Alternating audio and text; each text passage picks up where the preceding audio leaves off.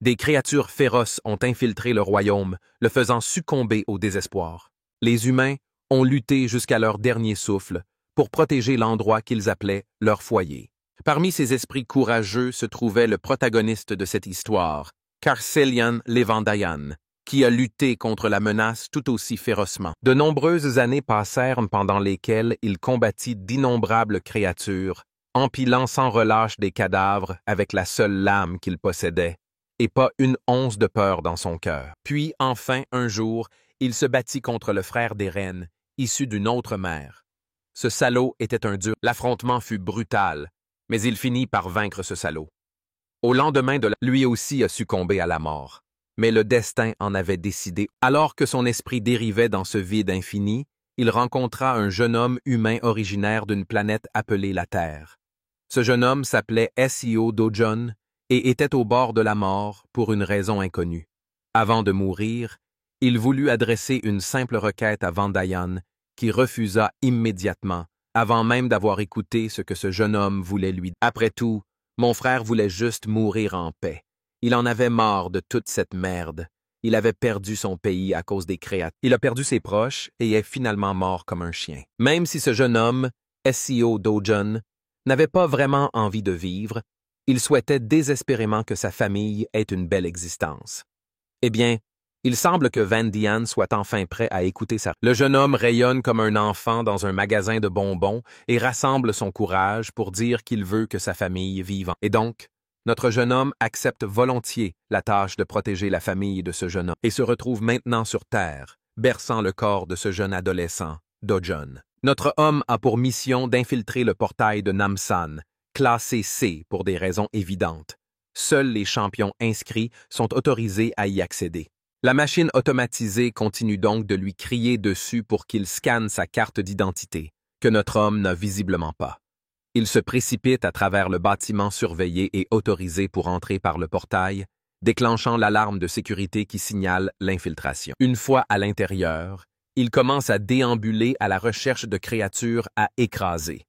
C'est alors qu'il tombe sur un groupe des gens qui ont des licences officielles et la permission d'être. Il suppose que notre jeune homme s'est perdu et propose de lui montrer la sortie. Surtout qu'ils se dirigent eux aussi vers la sortie. Dojon reste silencieux, dégageant une étrange impression. Même ses champions sentent que quelque chose cloche. Il porte des vêtements décontractés et n'a pas du tout l'air d'un champion. Certes, les porteurs s'habillent plus décontractés de nos jours, mais la tenue de notre jeune homme est bien trop simple. Et qu'est-ce qui se passe avec ce sac sur son dos? Pour ce qu'ils en savent, il s'agit probablement d'un simple porteur désemparé, abandonné par le groupe qui l'accompagnait. Mais ils n'en sont pas si sûrs. Dojon finit par prendre la parole, reconnaissant pourquoi ils se sentent super sceptiques, mais il précise qu'il est venu ici seul, sans l'aide d'aucun champion. En entendant cela, l'un des champions soupire, comprenant la raison de la présence de notre... Il a vu de nombreux cas de personnes qui, après avoir regardé des publicités télévisées tape à l'œil, ont eu la rage de devenir champions et de chasser des créatures. Mais cette motivation débordante peut rapidement tuer quelqu'un qui s'aventure dans des portails sans se soucier des procédures légales. Il faut d'abord obtenir une certification officielle de champion. Ensuite, il faut suivre un entraînement et des tests. Sans compter que ce portail est de rang C pour une bonne raison. Si vous débutez votre carrière, vous feriez mieux de trouver un portail de rang F avant de perdre définitivement votre existence. Après avoir écouté ce type jacassé et prodigué des conseils inutiles, Dojon montre clairement qu'il n'a besoin de rien. Naturellement, l'équipage des champions est déconcerté par ce gamin qui répond avec un ton si froid. Après tout, ils essayaient juste d'aider, alors ils s'énervent un peu. Mais le chef dit à ses camarades de se calmer. Si le gars ne veut pas d'aide, tant pis, laissez-le tranquille. Le chef est sûr que ce gamin finira par apprendre à ses dépens pourquoi on ne se bouche pas les oreilles quand quelqu'un de sage parle. Ils espèrent qu'il découvrira à quel point ces portails sont impitoyables. Contrairement aux séries télé qui glorifient le fait d'être un champion comme si c'était la seconde venue du crime. Bientôt, Dojon tombe enfin sur un troll géant qui le fixe du regard, prêt à le manger vivant. Le monstre lance une attaque, mais la rate et s'écrase au sol. Bro est si rapide que le troll n'arrive même pas à comprendre ce qui se passe. Il serre alors le poing et assène un coup dévastateur, si puissant qu'il explose le visage de... C'est en gros quelque chose qui sort d'un One Punch Man ou d'Omni-Man en pleine tuerie. Maintenant que le monstre est hors de propos, voici la partie croustillante. Il est temps de piller, ma puce. D'abord, il s'empare de l'épée que ce salaud portait. Il utilise ensuite cette même épée pour creuser davantage dans le corps du monstre et en extrait une pierre précieuse brillante. C'est en fait une pierre magique de qualité inférieure, si insignifiant que Do-jun ne s'en est même jamais soucié auparavant dans sa précédente existence. Mais comme il est fauché en ce moment, il n'a pas le choix. Soudain, d'autres créatures envahissent la zone. Furieux de voir leur ami décapité, Do-jun se retourne et lance la pierre précieuse si vite qu'elle fait littéralement exploser la tête de l'homme. Les deux autres idiots chargent comme s'ils avaient un vœu funeste qu'ils voulaient voir exaucé. Eh bien, Do-jun est plus qu'heureux de l'accorder. Pendant qu'ils sèment le chaos, nous revenons à l'équipage de champions qui parcourt péniblement ce territoire infesté de monstres. Actuellement, leurs pensées sont encore rivées sur leur rencontre avec ce jeune homme. La femme aux cheveux orange s'inquiète pour le bien-être de Do-jun, craignant sa mort. Mais le chef de la meute lui assure que c'est hautement improbable. S'il s'agit d'un individu non autorisé qui a fait irruption dans le portail, les agents du centre de contrôle le retrouveront bien assez tôt. Ces agents en mission sont toujours de rang B ou supérieur, et comme ce portail est de rang C, il est hors de question qu'il meure ici. Tant que le gamin évite de foncer imprudemment sur les créatures, il n'a aucune chance de perdre la vie. Le chauve approuve l'analyse de son chef. Il est presque sûr que ce sale gosse arrogant doit trembler de peur, attendant que les agents le sauvent de... Eh bien, l'histoire est plutôt l'inverse. C'est notre gars qui fait trembler de peur ces sacs de sable géants. Un coup de poing et la proie est à terre. Il est si rapide qu'ils ne peuvent même pas le toucher, et encore moins l'écraser sous le poids de leurs lames. Il surgit juste derrière l'un des imbéciles et lui assène un coup de pied si violent qu'il lui fracasse la tête. Il attrape l'une de leurs épées et procède à la récolte des douces pierres magiques pour lui-même. Après un moment, il a fini de remplir son sac et est prêt à partir. Honnêtement, il est assez déçu par le travail d'aujourd'hui. C'est un poids mort dans son sac. Toutes ces perles de qualité inférieure, puis l'un des agents le repère enfin et appelle ses amis. Avant que notre gars ne puisse se retourner complètement, ces hommes en costume le regardent fixement. D'abord, ils expliquent qu'ils viennent du centre de contrôle du portail et lui suggèrent de montrer sa carte d'enregistrement de... S'il n'est pas enregistré, il doit venir au centre de contrôle avec eux. Notre gars n'en est pas sûr. Ce qui rend le type en costume encore plus tendu et froid, insistant pour qu'il coopère et suive les procédures. La seule réponse que les costards obtiennent, c'est l'agacement qui se lit sur le visage de notre gars et tout ce drame inutile qui gâche son humeur. Mais bon, mon pote n'a pas l'énergie de discuter. Il se retourne pour partir. Puisque les mots ne suffisent pas, les agents menacent de le menotter s'il refuse d'obtempérer. La force physique peut être utilisée si nécessaire. L'un des plus impatients ose saisir la main de notre gars et le menace des blessures qu'il subira s'il refuse de coopérer. Pire encore, toute la responsabilité reposera sur ses épaules. Il est donc dans l'intérêt de tous de résoudre les problèmes par la parole, et non par la vie. On dirait que Do-jun en a fini avec tous ses jappements, alors il attrape la main de ce salaud et l'avertit d'arrêter de se dresser comme une épine sur son cheval. Cet avertissement terrifiant effraie instinctivement le pauvre homme en costume. Un frisson lui parcourt l'échine. Les deux autres salauds sortent leurs bâtons imprégnés de magie. Ce sont en fait des bâtons magiques de niveau 4, assez puissants pour maîtriser un orc. Mais ils n'ont pas assez de puissance pour blesser physiquement. Il lui tord alors la main avec agressivité, le faisant gémir comme la chienne pleurnicheuse qu'il est. Bro lance alors un dernier avertissement. Ils feraient mieux de partir immédiatement s'ils ne veulent pas perdre le peu de dignité qui leur reste. Finalement, les soldats du devoir sont contraints de riposter par la violence. Ils font de leur mieux pour toucher notre gars avec leur bâton magique, mais sans succès. Notre homme assène un coup de poing dans le dos d'un des deux salauds, puis en touche un autre au... Ensuite, il se concentre sur l'homme à lunettes, le dernier debout. Le dernier, sentant ce qui se prépare, se crispe.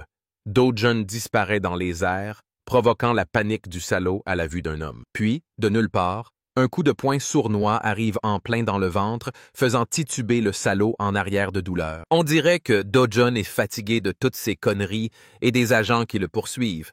Alors il commence enfin à penser à s'inscrire comme champion après tout. L'agent lui assure que tant qu'il évitera les activités douteuses ou illégales, aucun agent ne le traquera. Do-jun s'interroge alors sur cette chose appelée faille, une question qui déstabilise complètement l'agent. Bref, aperçu du fonctionnement de ce royaume. Plusieurs passages mènent à un autre royaume, où vivent d'étranges créatures. Ces passages sont dispersés à travers le royaume. Les pierres précieuses extraites des cadavres de monstres sont utilisées comme nouvelles sources d'énergie, ce qui les rend très convoités. C'est pourquoi le gouvernement supervise ces passages afin d'en maintenir le contrôle total. Chaque passage contrôlé par le gouvernement et ouvert aux champions est appelé un. Les passages non contrôlés ou fermés sont appelés failles. Revenons à notre jeune homme qui trouve ridiculement agaçant que ses costumes le suivent partout, l'accusant d'intrusion quel que soit le portail qu'il emprunte. Le pauvre agent explique que si un champion non enregistré pénètre dans un portail sans autorisation, le centre de contrôle est automatiquement averti et les agents qui attendent à proximité sont immédiatement dépêchés. Puisque notre homme envisage d'entrer dans une faille, l'agent précise que celles-ci ne sont pas aussi faciles d'accès que n'importe quel portail. S'introduire dans une faille entraîne une sanction sévère. Ni avertissement, ni négociation de peine. Do-jun n'a aucune envie d'entendre cela, alors il attrape le pauvre homme par le visage et le jette comme un sac poubelle. Le pauvre agent regrette maintenant de ne pas avoir appelé le quartier général. Cette merde est bien au-dessus de ses moyens. Avant de partir, Do-jun jette un dernier coup d'œil à l'agent des ordures, allongé là, pensant à quel point ce type est fragile. Le fragile semble avoir un bras fracturé et est occupé à crier, promettant d'attraper notre jeune homme et de le mettre derrière. La scène se déroule au complexe numérique Seoul-Gassen, dans le district de. Ce bâtiment géant est désormais connu sous le nom de Complexe des Champions. C'est ici que se déroulent tous les échanges liés aux pierres magiques ou à tout ce qui se trouve dans les portails. Et de nos jours, cet endroit est plus fréquenté que jamais. On peut voir Do-jun se diriger vers l'un des magasins vendant des pierres magiques. En entrant, il est accueilli par ce connard de la génération Z occupé à faire défiler des vidéos Instagram qui lui pourrissent le cerveau. Quand Do-jun annonce vouloir vendre des pierres magiques, le rusé commerçant se met aussitôt à vanter les mérites de son entreprise, affirmant que cette succursale offre les meilleurs prix. Il va même jusqu'à dire qu'elles sont les meilleures du pays. Do-jun finit par déposer toutes les gemmes de qualité inférieure maculées de sang de monstre sur le compte. Le propriétaire du magasin a pris une mine renfrognée, comme s'il venait de se faire défoncer par derrière. Il est vraiment dégoûté par tout ce sang collé au pied. Quoi qu'il en soit, il ne se plaint pas et poursuit la transaction. On demande à Do-jun s'il veut un café pendant que les pierres sont. Un peu plus tard, il sirote un café pendant que le commerçant nettoie soigneusement le sang des pierres. Ensuite, le commerçant calcule le montant total dû. Il y a 12 pierres magiques de qualité inférieure, 16 de qualité moyenne, ainsi que 5 pierres de qualité supérieure et après déduction d'une commission de 40%, Do-jun devrait recevoir environ 5 millions de wons. Et notre jeune homme n'est pas très à l'aise avec l'idée de verser 40% de commission. Cela lui semble injuste, car il a fait toutes les recherches et a perdu son temps.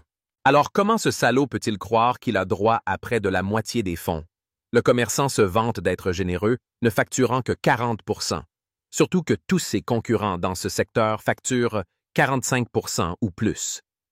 Il est tellement sûr de lui qu'il propose même à Do-jun de reprendre ses pierres si le prix ne lui. Après tout, personne d'autre n'en offrira plus. Du moins, c'est ce que prétend ce salaud. Notre gars ne tombe pas dans le panneau et commence à remettre ses pierres précieuses dans son sac. Voyant que ses ruses ne fonctionnent pas, le salaud saisit la main de Do-jun avant de partir et exige une compensation pour l'expertise et le café qu'il a bu. 30 000 wons pour l'expertise, plus 10 000 pour le café. Sans compter le sang qu'il a dû essuyer, qui a abîmé sa serviette de luxe. Au total, Do-jun lui devrait environ 350 000 wons. Gagné. Do-jun refuse de céder à ses exigences déraisonnables, malgré tous les efforts de ce fou furieux. Voyant que rien ne fonctionne, il se rabat sur des tactiques de rue et menace Do-jun avec les champions de classe C qu'il a comme garde. À ce moment-là, ses gros bonnets font irruption par la porte de derrière, demandant pourquoi on les a appelés. Si quelqu'un cause des ennuis, ils sont prêts à s'en occuper. Do-jun, en guise de réponse, lance un regard noir au salaud, qui le fixe avec la même intensité. Un moment s'écoule, et la scène se termine sur le visage terrifié et en sueur du propriétaire du magasin, qui se comportait avec suffisance comme s'il était le personnage principal. Mais il a eu un retour à la réalité lorsque Do-jun a abattu ses 3 cochons sans transpirer. Faire comprendre qui est le véritable. Mon gars se dirige ensuite vers le comptoir et négocie en douceur la commission jusqu'à 1%, sans poser de questions. On sait tous qu'il n'y a pas de discussion possible quand quelqu'un comme Do-jun vous regarde droit dans les yeux. Et Do-jun repart avec une belle liasse de billets pour le butin qu'il a amassé à la sueur de son front, ou plutôt de ses poings.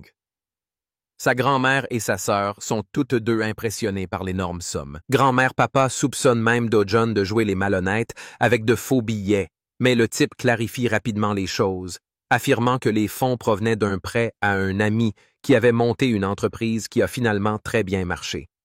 Grand-mère n'est même pas sûre que son petit-fils est un ami comme lui. Il essaie de convaincre grand-mère avec un autre mensonge, selon lequel c'était un ami d'enfance. Finalement, grand-mère arrête de poser des questions. Au moins les plus grands. Pendant ce temps, la sœur de Do-jun est très fière de son grand frère qui a enrichi leur famille.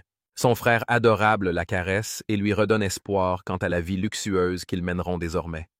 La petite fille saute dans tous les sens. Heureux d'être riche. En la voyant si heureuse, Do-jun réalise qu'il progresse réellement, tenant une promesse qu'il lui a faite. Il se souvient des paroles du propriétaire du corps qu'il possède, dont le seul souhait mourant était que sa grand-mère et sa demi-sœur Eun-young vivent une vie sûre et ce pauvre type a disparu juste avant que Do-jun ne puisse dire quoi que ce soit. Et quand il s'est réveillé, il était devenu SEO Do-jun. Sa seule mission est désormais de s'assurer que son petit bout de chou vive en sécurité et confortablement. Pour cela, il souhaite acheter la maison la plus sûre de Corée. Ce royaume, qui coûte actuellement 110 milliards de wons, ne lui posera aucun problème tant qu'il retrouvera sa force originelle.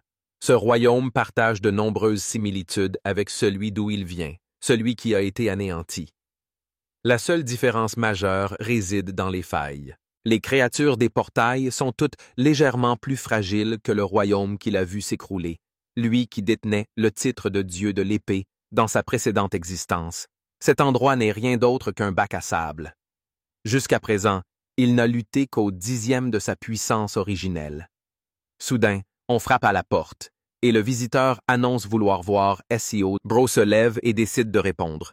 En ouvrant la porte, il découvre 2 voyous debout dehors. Ces gars sont ici pour réclamer une dette que Do-jun doit à un montant insensé de 48 millions de wons. Voyant cela, Do-jun est convaincu qu'il s'agit d'usuriers auxquels le véritable SEO Do-jun a emprunté de l'argent avant de quitter définitivement ce royaume. Alors qu'il ne s'agissait initialement que de 5 millions de wons pour les factures d'hôpital de sa grand-mère, ces individus facturent des intérêts exorbitants pour exiger 10 fois la somme initiale en un rien de temps. Ils savent qu'il a récemment gagné des fonds via des portails. Alors ils veulent qu'il débourse de l'argent, puisque tout est documenté dans le... Mais la seule récompense que ces salauds reçoivent, c'est un coup de poing foudroyant en plein visage du costaud. Ce seul coup envoie le pauvre voyou voler, laissant son partenaire bouche bée.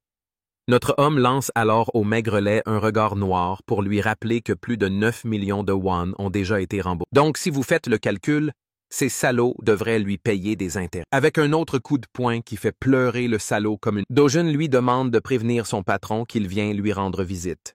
La scène se déroule ensuite au centre commercial, débordante d'activité. On y voit la douce petite Eun-young s'occuper d'un enfant dans un magasin d'ours en peluche. Do-jun l'a amenée ici pour une virée shopping aujourd'hui. Elle est libre de se procurer tout ce qu'elle veut. Vous savez, notre jeune homme n'a pas toujours été aussi tendre dans sa vie précédente.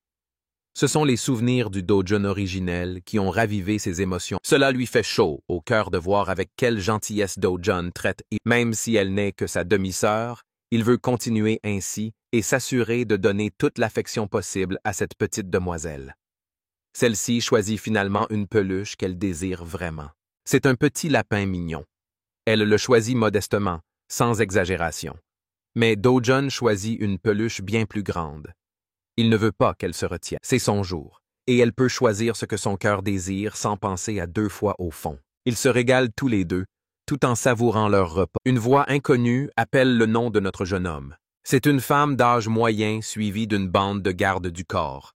Cette milf rondelette ressemble à une autre provocatrice qui s'acharne à détester notre jeune. D'abord, elle lui fait remarquer son sens vestimentaire déplorable. Puis elle interroge la jeune femme assise à... Elle est assez audacieuse pour lui lancer un coup de poing, disant qu'il a dû mettre quelqu'un enceinte et avoir cette jeune femme, tout comme sa mère l'a amenée dans ce royaume. Bien sûr, ces coups secs exaspèrent notre jeune homme au-delà de toute attente. Pendant ce temps, la jeune femme n'a aucune idée de qui est cette femme, ni pourquoi elle parle si mal avec autant de désinvolture. La MILF tourne alors aussitôt son attention vers la jeune femme et lui demande son... La jeune femme se présente comme Lee Yun, ce qui fait comprendre à cette MILF vulgaire qu'elle est la sœur de Do-jun. Par habitude, la femme lui lance aussi un coup de poing dans les vêtements, la traitant de sale gosse. Cette garce n'épargne pas non plus sa mère décédée. Et tout ça énerve terriblement notre jeune homme. Mais pour une raison inconnue, il garde le silence, évitant de réagir avec agressivité à ses provocations. Même cette MILF est assez étonnée de voir Do-jun garder son sang-froid, sans tomber dans ses pièges. Alors, cette garce décide d'aller plus loin.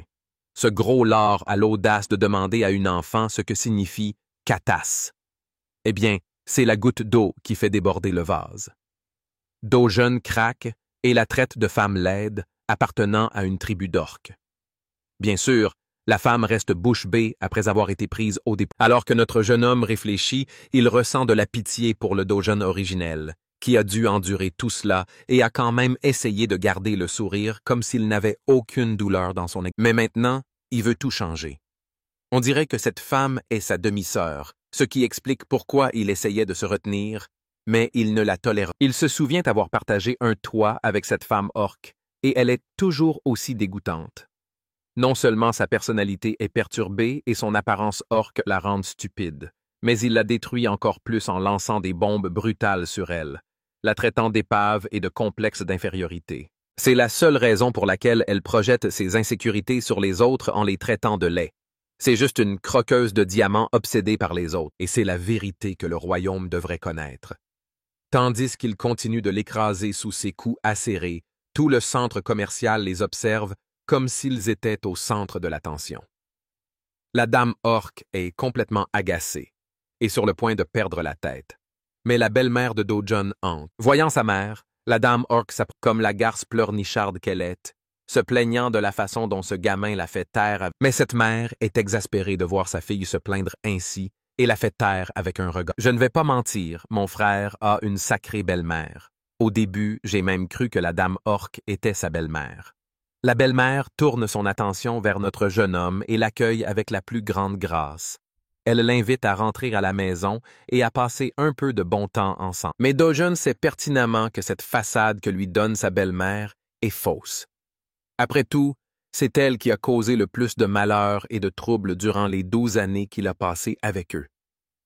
La femme ne cesse de rappeler à Do-jun des choses qu'il ne veut jamais oublier, déclenchant son ESPT et le faisant passer en mode sérieux avec un ton plus froid que les blagues de ta mère. Notre gars dit à cette garce d'aller se faire foutre. C'est une véritable atteinte à sa dignité. Se faire insulter par quelqu'un de plus jeune qu'elle. Elle se retourne et s'en va avec le peu de dignité qui lui reste. Sérieusement. Elle ne s'attendait pas à une réponse aussi. Elle se demande s'il s'agit bien du même type qui baissait la tête même lorsqu'elle le giflait sans raison. Sa garce de fille la suit avec leurs gardes du corps, qui suivent également les deux dames. Honnêtement, ces gardes ont joué le rôle de mannequin parfait dans cette épreuve. Concentrons-nous sur notre jeune homme. On dirait que ces deux jeunes femmes ont complètement gâché le plaisir que nous passions ensemble. Alors notre jeune homme décide de partir lui aussi. Sa réaction à son beau-père était intentionnelle. Il voulait faire une chose. Le Do-jun SEO, incapable de s'exprimer, est parti. Il est grand temps que ces vieux sbires s'en rendent. On passe ensuite à une Mercedes qui fonce sur la route. À l'intérieur, on voit la mère et la fille des ordures. La fille est furieuse contre sa mère, qui est partie sans faire de bruit au lieu de remettre Do-jun à sa place. Alors qu'elle exprime sa frustration et maudit notre jeune homme pour l'humiliation qu'ils ont. La mère ordonne à son manager de répondre pourquoi Do-jun est toujours en vie, tandis que Baldi ignore comment ce type est encore en vie. Ça ne correspond pas au rapport que la femme débite à tue-tête sur les conneries que cet homme débite. Comment diable pourrait-il être encore en vie si le travail était bien fait et propre? Le pauvre homme lui assure qu'il va se pencher à nouveau sur la question et s'assurer que cette fois-ci, le travail soit bien fait. La file poubelle n'a aucune idée de ce que sa mère louche manigance depuis le début. Elle est déstabilisée d'entendre parler de meurtre et de mort.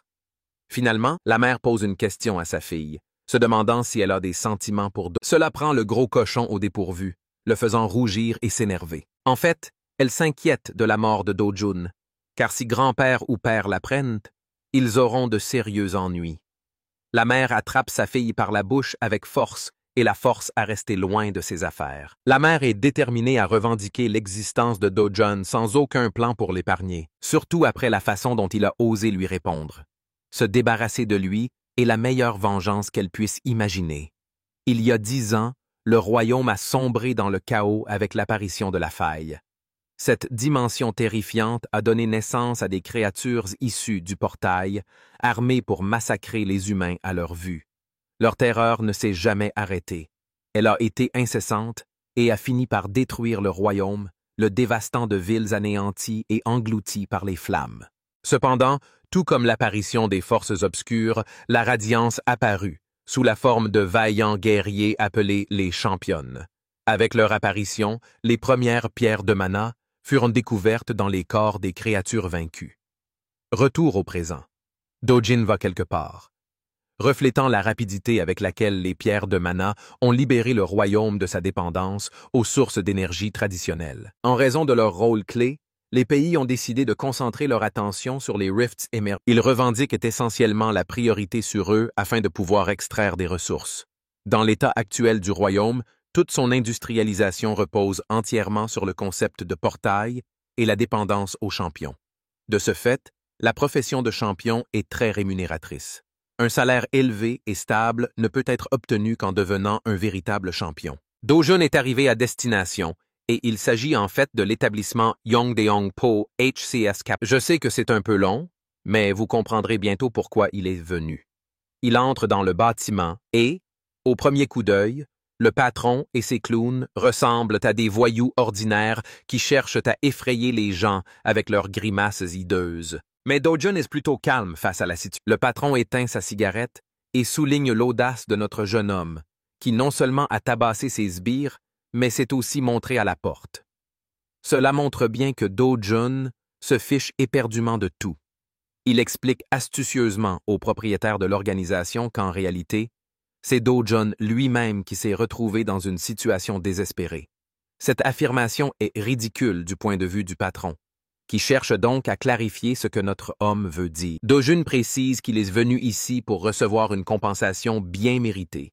Après tout, il a subi des pertes mentales, physiques et matérielles tout ce temps à cause de la présence de ces clowns.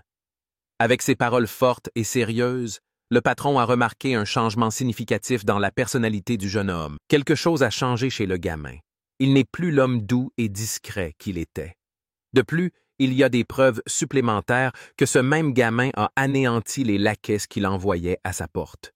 Tout bien considéré, le principal soupçon du patron est que SEO Do-jin a dû vivre une expérience unique d'éveil au cours de ses expériences sur le portail. Bien que connaissant, ce type décide néanmoins d'agir avec arrogance et dit à Do-jun que sa confiance retrouvée grâce à son éveil causera sa perte. L'hypocrite accuse notre jeune homme d'être trop confiant en ses capacités et, pour appuyer ses dires, il fait venir une bande d'hommes grincheux pour l'intimider. Bien sûr, il peut se donner toute la musculature nécessaire, mais aux yeux du dieu de l'épée, ils sont pratiquement des insectes en comparaison. Le patron est insensé et affirme que même ces personnes éveillées finissent par se faire massacrer comme des poids morts et des champions de bas étage. Le plus drôle, c'est que Bro part du principe que SEO Do-jun n'est rien de plus qu'un champion de classe D et que son organisation peut facilement piétiner quelqu'un d'aussi fragile. Pendant ce temps, Do-jun se détend sur le canapé, en arrière-plan, tandis que 5 hommes le fixent du regard. Sans même montrer une once d'amis, il ordonne au patron de se rasseoir. Le patron est étonné de l'entendre continuer sur son ton, tandis que Do-jun insiste, l'air sérieux, sur le fait qu'il n'a pas fini de parler. En l'entendant dire quelque chose comme ça, l'un des gars décide de se prendre la tête et de défier d'autres. Chose amusante, notre jeune homme retire joyeusement ses lunettes, ajoutant à sa confusion. Et puis, eh bien, il lui balance un missile balistique Universal Machine Rocket Punch, 9-wheel de Mike Tyson en pleine face. Le gaz est projeté en l'air sous l'impact, tandis que ses amis restent de bouche bée. Mais ce n'est pas tout, car la raclée se partage entre les membres du groupe lorsque Do-John en renverse un autre. Gardez à l'esprit que pendant qu'il leur botte le cul, il fait également valoir ses arguments calmement, partageant sa connaissance des affaires secrètes et louches du patron sous le COVID d'une entreprise de prêt de fonds. Do-John a pour objectif de frapper un punk aux cheveux orange et de prouver sa connaissance du commerce de fausses pièces d'identité qu'il... Après avoir porté son coup, il annonce au patron qu'il cherche une identité de champion pour s'inscrire officiellement et gagner de l'argent. Esquivant le coup du dernier, Do-John lui rend le coup avec une affection triple. Et c'est comme ça qu'il a réussi à faire dormir tout le groupe. Sa routine de sommeil spécial fonctionne à 100%. Do-Jun continue ses demandes, affirmant qu'il a besoin d'une identification infaillible qui ne lui cause aucun problème à l'avenir. Le boss est stupéfait par ce qui s'est passé. En quelques secondes, notre jeune homme lui rappelle qu'il n'a qu'une journée pour se forger une identité. D'ailleurs, certains hommes ne sont pas intervenus, ce qui est un compliment pour les PNG, car ils sont du genre à défier Dieu tout en étant des novices de niveau 1 dans la plupart des histoires. Le boss est là, à bout de souffle, tandis qu'il commence à questionner et à évaluer le niveau de Do-John. Au moins, ce type semble être de classe B en force. Bro est tellement perdu dans ses pensées que le gamin doit lui rappeler de se ressaisir. Il accepte lui aussi avec joie le travail. Finalement, Do-John lui saisit poliment l'épaule et lui oppose une expression intimidante. Il veut savoir si Hong Hee-ju, sa belle-mère, a commandité un meurtre contre lui. Bien sûr, c'est quasiment le cas, comme en témoigne la conversation qu'elle a eue avec sa fille et son assistante plus tôt. Le patron reste sans voix jusqu'à ce que Do-John force si fort dans sa prise que l'homme hurle de douleur. Même ses assistants paraissent impuissants face à leur patron. Je dois dire qu'il devrait vraiment changer de coiffeur aussi. Bref, la patronne craque et dévoile sa stratégie odieuse. Cette femme cruelle et machiavélique voulait en fait vider le compte en banque de Do-John, le plongeant dans une telle instabilité financière qu'il n'a d'autre choix que de se suicider pour s'en sortir. Ça, c'est la définition même d'un plan diabolique, surtout envers ton fils, même s'il est rejeté. Tels étaient ses ordres. Do-John entend cela et, après avoir suffisamment supplié et pleuré, il libère l'homme, se demandant si c'est aussi l'une des raisons pour lesquelles ils l'ont enfermé dans le pont. Le patron se transforme en un petit gars innocent qui n'a rien à voir avec cet... Il va même jusqu'à révéler qu'il ne serait pas payé pour l'exécution s'il mourait à l'intérieur du portail. C'est probablement une raison plausible pour laquelle il n'aurait pas pu faire une chose pareille. Et cela fait déjà réfléchir Do-John. Il prononce les mots Kang Cheol-woo, qui est en fait le nom de celui qui l'a amené au portail. En réalité, Do-Jun veut connaître le moindre détail de ce type jusqu'au lendemain. Ces deux demandes formulées, il part poliment, changeant complètement l'atmosphère de la pièce par laquelle il était entré. Après cette conversation, Do-John est à nouveau plongé dans une profonde contemplation. Le véritable Do-John SEO n'en avait qu'une. Il voulait protéger sa petite sœur et sa grand-mère affectueuse à tout. À tout cela s'ajoute une couche de misère supplémentaire et illustre l'existence que le pauvre enfant a dû endurer, impuissant. Mais pas d'inquiétude, car le dieu de l'épée est prêt à faire ce qu'il doit pour rétablir la vérité. Le lendemain, devinez quoi? Notre jeune homme est officiellement inscrit. Et il a aussi un rang B, ce qui est pratique, contrairement à toutes les autres histoires, où le personnage principal doit simplement être au rang le plus bas possible pour obtenir des points de style. Il prouve la légitimité de la carte car elle reconnaît son identité dans le style. Cependant, il l'avertit que son rang est toujours inférieur à celui de la quête dangereuse qu'il s'apprête à entreprendre. C'est assez agaçant pour notre jeune homme qui se dit qu'il aurait peut-être dû agacer ce salaud en lui assignant un rang plus élevé pour éviter ses problèmes. Malgré les avertissements répétés du système lui interdisant d'entrer dans le portail à un niveau bien supérieur à son niveau, Do-John s'en fiche et s'y rend quand même. Parlons des spécificités du portail de l'île nocturne. Ce n'est en fait qu'un portail de rang B, mais la logique ne veut pas dire qu'un chasseur de rang B puisse y... De toute façon, il est toujours recommandé aux champions d'une classe supérieure au rang du portail pour des raisons de sécurité. L'échelle du donjon est considérée comme de rang D, ce qui signifie qu'il est étendu et difficile pour une chasse en solo. L'avantage, cependant, c'est qu'il est constitué de tunnels, ce qui signifie que, dans une certaine mesure, la chasse en solo ne sera pas trop difficile pour lui cette fois-ci. En raison de l'échelle du portail, il est fortement recommandé qu'un champion de rang A s'attaque à la tâche, mais les mots « risque » et « danger » n'existent pas dans le dictionnaire de notre jeune homme. Au pire, il lui faudrait affronter une flotte entière de créatures dans un tunnel étroit et sans espace. Do-Jun sourit à son premier adversaire, un serpent géant à l'aura violette chaotique. Pour la plupart des champions, ce serait un signe de terreur, mais pour lui, c'est un signe de chance, alors qu'il prépare ses gantelets pour le début du combat. Oh, et au fait, le serpent a aussi plein d'amis, et leur langue me rappelle le film Alien. Bref, ils font de leur mieux, mais c'est inutile, car notre jeune homme est une telle machine à tuer qu'il s'empare des pierres de mana comme si ces créatures n'avaient jamais existé. La vipère tueuse noire est une classe de monstre connue pour son poison paralysant hyperactif, capable de renverser n'importe qui, même au contact le plus radical. Avec cela en considération, Do-Jun charge pour se propulser à la vitesse d'une balle et se lance à plein rythme. En peu de temps, il est sur le point de trancher et de découper la créature sur tout son corps, éclaboussant de sang jusqu'à ce qu'il coupe le monstre en deux. Une fois la créature vaincue, Do-Jun remarque son équipement. Les gaffes qu'il a achetées empêchent le poison de l'atteindre. Et pour la somme de 300 000 wons, elles tiennent bon. De retour à la séance de chasse, Do-Jun tourne son attention vers 4 autres de ces vilains lézards sans membres et commence à leur tirer dessus dans la tête. Avec sa vitesse puissante, de plus en plus de sang jaillit jusqu'à ce que les vipères soient envoyées dans l'au-delà. Do-Jun se tient là, occupé à chercher un tas de pierres magiques en griffant la chair du monstre. À sa grande déception, il n'y a aucune pierre magique dans les environs. Mais c'est conforme aux règles du royaume précédent ou originel.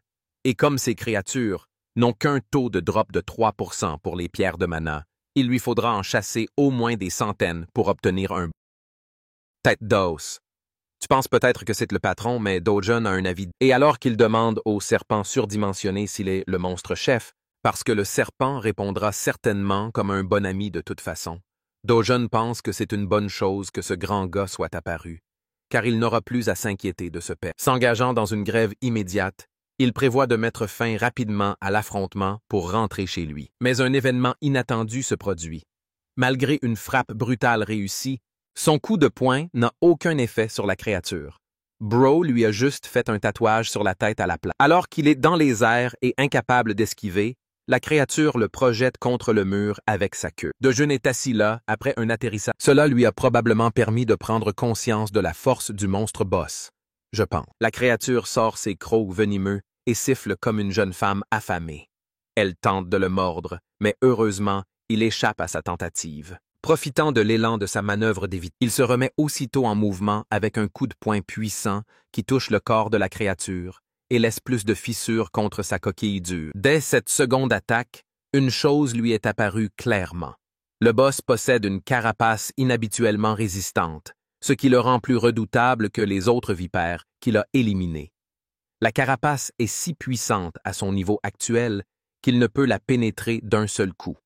Cela renverse la situation, le poussant à se demander s'il ne devrait pas opter pour une autre stratégie d'affrontement.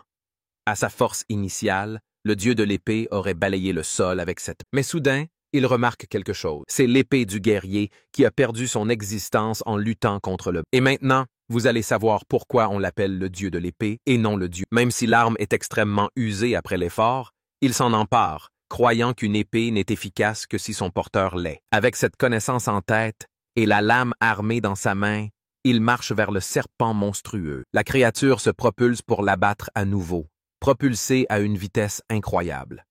Do-Jun répond en s'élevant haut dans les airs, déclarant fièrement que la créature mérite d'être honorée, qu'il va tout donner pour tuer la bête avec une épée, malgré son état lamentable.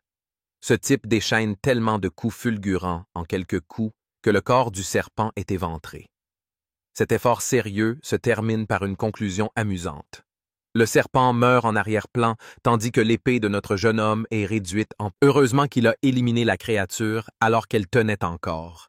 Le boss étant mort, Do-Jun a une idée brillante que je ne vois pas beaucoup d'autres protagonistes mettre en œuvre. Il arrache un croc de la créature, persuadé qu'il pourrait servir de matériau pour une épée courte, avec un peu de raffinement.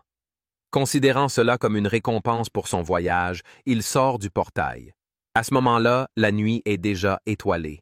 Il a passé plus de temps qu'il ne le pensait au portail de rang B et vu la tournure des événements, cela l'a poussé à poursuivre et à recouvrer toute sa force. Il est aussi un peu heureux que ses vieux amis ne voient plus cette version fraîche, car ce serait embarrassant. De retour de la chasse, il va évaluer et vendre les pierres magiques qui se trouvent devant lui. Il y a un autre champion qui est venu présenter son immense réserve de pierres magiques. Le réceptionniste radin le traite comme de la merde et lui fait remarquer que le taux de commission est de 40%. Même l'innocent peut sentir la connerie derrière ce taux exorbitant. Il le dit même ouvertement, exprimant ses inquiétudes et se qualifiant lui-même de gars normal. La réceptionniste, tout comme il l'a fait avec Do-Jun, précise que leur tarif est en fait le plus bas parmi tous les métiers de l'évaluation. Le centre du portail est à 5%, hors taxe. Du point de vue de l'évaluateur véreux, c'est une excellente affaire pour les champions qui gagnent de l'argent. L'argent est remis aux champions, qui ne se plaint pas vraiment. Sauf qu'il pose une question inquiétante sur le visage abîmé du type. Le plus drôle, c'est que ce type répète toujours le même scénario, même après s'être fait défoncer la gueule. Bro fait semblant, affirmant qu'un psychopathe a d'abord anéanti ses gardes, puis l'a laissé avec ce traitement. Le champion pense que c'est la faute de la réceptionniste qui maintient des gardes de bas rang au rang C. Après tout, le rang n'est pas le seul critère important dans leur royaume. Les compétences jouent également un rôle crucial. Le rang est en réalité une fausse représentation des capacités d'un individu et n'est mis à jour que pour préserver l'intégrité du système. Le champion a raison de mentionner que les personnes d'un même rang ont des compétences et des aptitudes très variables, et qu'elles ne peuvent donc pas toutes être traitées de la même manière. Il y a aussi une différence entre un garde de garde médiocre qui passe ses journées à surveiller la boutique et un champion qui traque activement des bêtes pour gagner. Même si ce type lui donne de bons conseils, la réceptionniste un peu farfelue veut juste qu'il arrête de jacasser et qu'il parte. Ce qu'il fait, proposant de l'aider s'il a besoin de quelque chose. Au moment de partir, notre jeune homme passe devant lui, l'air plus froid que jamais. En le voyant, la réceptionniste sursaute et s'énerve. Il pointe du doigt Do-Jun, criant que c'est le psychopathe qui l'a mis dans une situation difficile. Se retournant pour les regarder tous les deux, le champion est plutôt impressionné. Il remarque la silhouette mince de notre jeune homme pour sa... Pourtant, le fait qu'il ait mis les gardes dans une situation délicate le pousse à se préparer à une bagarre, se demandant s'il est le fauteur de troubles. Ce que j'apprécie chez ce type, c'est qu'il ne s'offusque pas pour des raisons mesquines. Il croit sincèrement que Do-Jun abuse de son pouvoir de champion en intimidant les civils dans sa vie quotidienne. Bien sûr, rien n'est plus faux, puisqu'il ne connaît qu'une seule version des faits. Mais c'est quand même intéressant de voir des personnages réalistes. La réceptionniste apprécie la scène, sachant que ce type est en fait un champion vétéran de 7 ans. S'il lui arrive quelque chose, il a plein de relations dont il peut abuser en leur donnant le nom de Do-Jun sans vraiment se soucier de qui il est. Notre jeune homme se retourne et dit simplement au boomer d'aller se faire foutre. Cela ne fait qu'engendrer une spirale de provocation chez le gars, car tout d'un coup, on dirait vraiment qu'il est un connard. Do-Jun demande si le gars cherche à se venger de lui. Ces mots provoquent le champion vétéran. Cependant, en champion responsable qu'il est et fort de son expérience, il sait qu'il est imprudent d'affronter d'autres champions, car cela se solde presque toujours par une défaite. Le taux de défaite est même plus élevé que celui d'une bataille contre des créatures. Se rappelant cela, Bro se détend et, laissant la réceptionniste sans voix, Do-Jun se tourne vers l'évaluateur véreux et lui demande s'il a un problème à résoudre. Avant que l'homme puisse répondre, il lui lance un sac rempli de pierres magiques à évaluer et à convertir en fonds. Ces précieux bébés brillants sont tous des pierres magiques de haute qualité, ce qui soulève la question de savoir qui est vraiment cet homme. Du point de vue de la réceptionniste calculant, le montant total s'élève à 150 000. Cela semble beaucoup à première vue, Mais pour Do-jun, c'est bien trop peu pour une journée. Il demande l'argent, mais la réceptionniste lui rappelle le taux de commission qu'ils doivent calculer au préalable, ce qui provoque évidemment un regard inquiet chez notre jeune homme. Se souvenant que le taux n'est que de 1% dans leur petite affaire, il se calme et demande au type de lui verser le reste de la somme. L'évaluateur, hilarant, a alors envie de le tabasser pour son... Mais ce n'est que dans son imagination qu'il peut le faire. À ce propos, la réceptionniste explique qu'il faut l'approbation de la direction pour un montant aussi important. Sans plus attendre, Do-jun exige d'obtenir l'approbation immédiatement.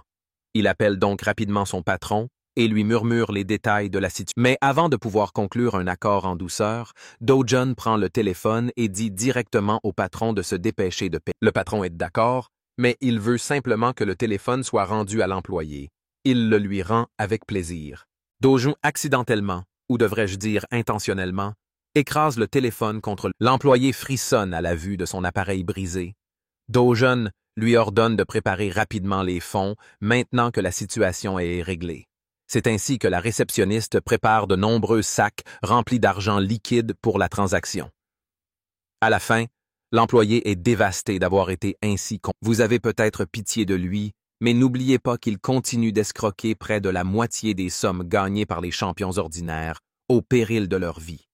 10 minutes passèrent et le patron se retrouva rapidement dans son magasin, furieux que son employé ne réponde pas au téléphone. Le plus drôle, c'est que la réceptionniste jette l'éponge et démissionne immédiatement. Le patron voit alors le téléphone de l'employé fracassé contre le mur, ce qui lui donne une bonne idée de ce qui s'est... Voyant cela, il sort son téléphone pour appeler Joo Yeon, lui demandant de venir ici immédiatement. Jo-yeon semble être une jeune femme célèbre. Avec sa magnifique chevelure rose violacée, elle est si reconnaissable en public que les gens célèbrent son nom sous le nom de Yoon Joo-yeon et la traite comme une célébrité. Sans parler du fait qu'elle est vraiment superbe avec cette tenue. Elle arrive au magasin et étonne la réceptionniste parce qu'elle lui a adressé un chaleureux salut avec un sourire. Ce n'est pas pour rien que tout le monde fait tant d'histoires à son sujet. Elle est la 4e championne nationale de rang S. Rien de moins. Les humains ont fait courir des rumeurs selon lesquelles elle serait la nièce du chef, mais cela l'amène à se demander ce qu'elle fait ici. Confirmant ses affirmations, Jo-yeon explique qu'elle a été appelée à la demande de son oncle pour s'occuper d'un champion imprudent. Intrigué par la situation, l'élégant joueur de rang S s'assied, prêt à entendre ce qui se passe. Dans la scène suivante, on retrouve notre jeune homme au corps absolument déchiqueté. Il médite au soleil. Il est vrai qu'il a chassé toute la journée, et pourtant, les résultats n'ont pas été extraordinaires. Vu la tournure que prennent les choses, il s'inquiète pour l'avenir.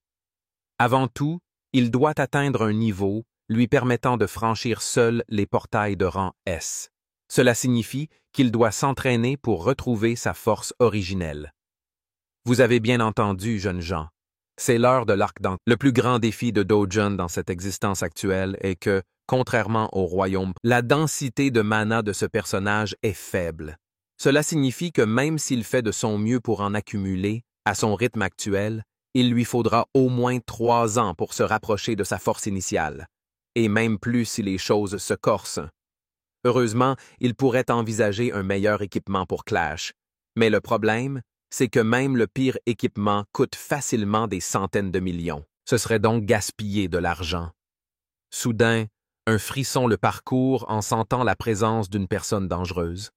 Fixant Yunyang du regard, il attrape la jeune femme à toute vitesse et ordonne à tout le monde de rentrer. De retour à l'intérieur, il ferme la pièce tandis que sa grand-mère s'interroge avec impatience sur ce qui se passe. La structure entière est secouée par une forte secousse, faisant tressaillir sa grand-mère, terrifiée. S'agit-il d'un tremblement de terre? Le petit Unyong est pris de panique, mais la vérité est connue de tous. Ce n'est pas seulement un tremblement de terre, c'est autre chose. Do-jun perçoit l'énergie vive et violente qui règne à l'extérieur. Une faille vient de s'ouvrir dans leur royaume, et il se trouve que cela s'est manifesté sur le toit de leur maison. Se précipitant pour régler le problème, il dit à ses proches de rester à l'intérieur, car la situation à l'extérieur est dangereuse pour eux. À toute vitesse, Il se faufile dans l'entrée de la faille, où la dernière chose qu'il entend sont les cris de sa grand-mère et de sa sœur qui crient son nom. La scène passe à l'association Spirit, où ses membres sont immédiatement alertés dès l'apparition soudaine d'une faille au sommet de la région de Mapo. Elle est apparue 63 jours après sa dernière apparition. Comprenant que la guilde du Lion Blanc est la plus proche de Mapo, le directeur demande à son équipe de contacter immédiatement la guilde et d'alerter les champions voisins afin qu'ils interviennent pour contrôler la situation. En examinant de plus près l'emplacement exact de la faille, il découvre qu'elle est apparue au-dessus d'une maison résidentielle. La situation est délicate, même pour eux, car si, par hasard, un civil pénètre dans la faille, sa mort est quasiment assurée. Sans compter que la faille ne permettra plus à personne d'y entrer. Et si la personne à l'intérieur meurt, cela enverra une vague de créatures qui s'écraseront dans 10 jours. Sémant le chaos et la destruction parmi les habitants de la région, la vague monstrueuse deviendrait si incontrôlable que la sécurité de sol serait totalement compromise. Le gérant est curieux de savoir qui a interagi et est entré dans la faille. Il s'avère qu'il sait que SEO Dojin a agi, car il réside dans la maison. D'après sa grand-mère, il est entré dans la faille pour protéger sa famille de cette information. Ils ont l'impression qu'il n'est pas un champion, ce qui complique les choses, car les chances qu'un simple civil revienne de la faille sont quasiment nulles. L'ensemble du personnel se sent alors désespéré et impuissant face à la situation, car il ne peut rien faire. On retrouve la belle-mère de Do-jun, furieuse. Agacée par la nouvelle de son réveil, elle n'en croit pas ses oreilles. Son assistante rapporte que, bien qu'ils ne soient pas officiellement inscrits auprès de l'Association des champions, ils sont venus vérifier qu'il est bien un individu éveillé suite à sa dernière expérience de portail. Cela la frustre, car Kang Cheol-woo était censé terminer le travail, et au lieu de cela, cela n'a fait que rendre sa cible encore plus puissante. Devenant folle, elle frappe du poing sur la table, se demandant pourquoi ils n'ont pas réussi à tuer ce type tout seul. Le fait qu'ils aient également pris des fonds pour exécuter un travail raté est également une raison de sa fureur. S'adressant au directeur Lee, elle exprime sa frustration envers Kang Cheol-woo en lui envoyant un message. S'il ne tue pas Do-jun personnellement, il lui devra 10 fois la somme en retour. Mais, à sa grande surprise, son assistant lui révèle qu'il n'est peut-être même plus nécessaire de le contacter. Elle annonce la découverte de la nouvelle faille, juste au-dessus de la maison de Do-jun. Ayant confirmé qu'il y est entré, il est clair qu'il n'en sortira pas vivant. Hong Hee-ju est heureuse d'apprendre la nouvelle et de comprendre qu'il n'en sortira pas vivant. Elle se calme, paraissant normale pour une fois, et demande à l'assistant d'évaluer la situation jusqu'à ce qu'ils obtiennent plus. Il vient d'arriver dans le domaine de la faille. C'est une forêt. En fait, c'est la même forêt où il profitait autrefois de sa jeunesse pour se reposer. La forêt de Patissois est parfaitement identique dans sa reconstruction, jusque dans les moindres détails de ses souvenirs. Même le riche mana qu'elle renferme a le même poids. Suivant le chemin, il sourit à ses retrouvailles avec le tout-puissant arbre du royaume. Cet arbre exhale le mana à l'état pur. La structure la plus divine est le cœur de la stabilité du roi, à tel point que lorsque l'ancien royaume est tombé, tout a commencé lorsque cet arbre a été incinéré jusqu'au sol, perturbant à jamais le flux de... Cependant, dans cette dimension de la faille, l'arbre est intact et tel qu'il s'en souvient. Bien qu'il en ignore la cause, une chose est sûre. Il a une chance de récupérer le mana qu'il a perdu en l'absorbant de l'arbre. Méditant sous l'excellent flux de mana, notre jeune homme reprend de plus en plus de... Il a passé plus de 3 jours assis exactement comme ça, oubliant de manger, de boire ou de s'occuper de ses besoins corporels. 10 jours entiers passèrent et il ne put se concentrer que sur l'harmonisation de sa respiration. Les ennuis sont venus le chercher et ont perturbé sa méditation. Ces créatures extraterrestres sont appelées les Bolkina, et ils sont venus brûler l'arbre, comme par le passé. Sauf que cette fois, notre jeune homme est là pour empêcher que la tragédie ne se reproduise. Les créatures se précipitent pour l'attaquer. Alors que Do-jun regrette de ne pas pouvoir disposer d'une épée de l'élément eau pour les abattre tous facilement, les créatures en feu rugissent pour se frayer un chemin jusqu'à lui. Mais notre jeune homme est rempli de tellement de mana qu'il ne se soucie plus d'une âme. Ses larmes et ses mains sont classées, eux, pour tout le monde. Tendant la main vers les créatures, il exerce une telle autorité grâce à son seul mana qu'il en renverse une. La seconde créature est étourdie par sa capacité. Analysons ce qui vient de se passer. Ce qu'il a fait s'appelle libération de mana, et pas exactement de la télékinésie. C'est une attaque de type blaster qui utilise du mana brut comme une détonation. Cela faisait longtemps qu'il n'avait pas utilisé cette capacité de cette manière, étant donné qu'il était à court de réserve pendant tout. Quoi qu'il en soit, les créatures de Balkina n'en ont pas fini. Pour riposter, elles lancent des décharges chargées de leur bouche, et ces rayons laser pulsés atteignent rapidement notre jeune homme.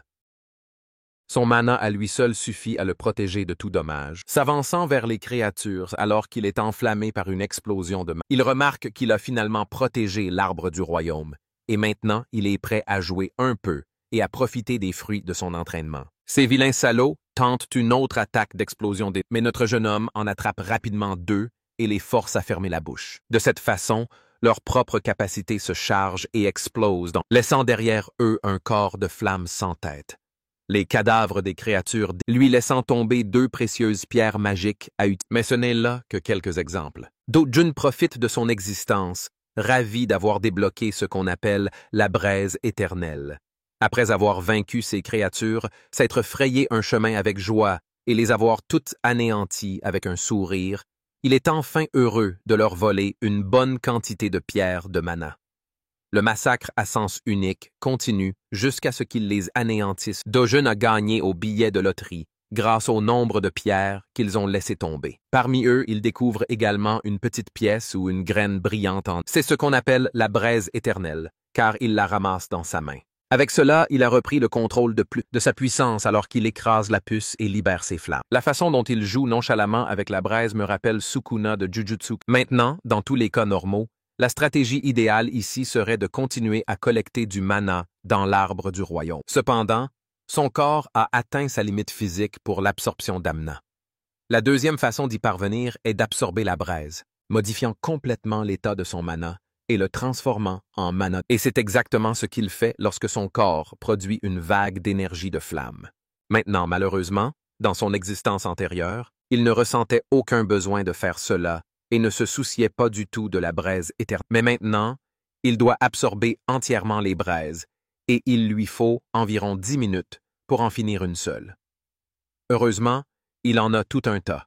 Alors, son objectif est d'en absorber le plus possible. L'apparition de la faille a suscité l'intérêt du public. Les journalistes sont tous rassemblés autour de la maison de notre jeune homme, tandis que les agents et le personnel de l'association protègent les lieux. Bang Xionggu est furieux à cause de l'arrogance d'un type qui s'est précipité dans la faille. Je dois dire qu'il ressemble à une copie conforme de Yanho dans Solo Leveling, mais avec une coupe de cheveux plus soignée, je suppose. On a aussi notre protagoniste, mais aux cheveux bleus. Ce type s'appelle Kim Hyun-woo, et il sympathise avec les actions de Do-Jun pour sauver sa... Mais Xionggu n'adhère pas du tout à cette explication, accusant notre jeune homme d'être venu comme un avide, ignorant les conséquences. Il aurait été acceptable qu'il se soit suicidé normalement, mais s'il mourait dans la faille, l'endroit deviendrait un champ de détonation où les créatures se déverseraient. Et c'est bien là le problème. Hyun-woo demande l'avis de Gilma, et apparemment, celle-ci leur a simplement conseillé de suivre le protocole. Hyun-woo s'interroge sur l'émergence récente de failles qui apparaissent partout dans le royaume, dans différents pays comme les États-Unis, la Chine, la Suisse, la Turquie et le Royaume-Uni. C'est l'une des raisons pour lesquelles Gilma a du mal à gérer autant de failles simultanément. Ce genre de phénomène n'arrive pas tous les jours. Et pourtant, certaines nations ont pu facilement contenir, mais la Corée du Sud est furieuse, car leur situation pourrait bien tourner au désastre à cause d'un seul homme. Seonggu est tellement furieux qu'il veut tabasser le type qui est entré et supplie la faille de le mettre dehors. En parlant du portail violette gargantuesque, 28 jours se sont écoulés depuis sa première apparition. Il en va de même pour le nombre de jours passés par Do-Jun à l'intérieur. L'Association des champions a désormais peur et a déjà signalé la menace comme une vague de niveau 1.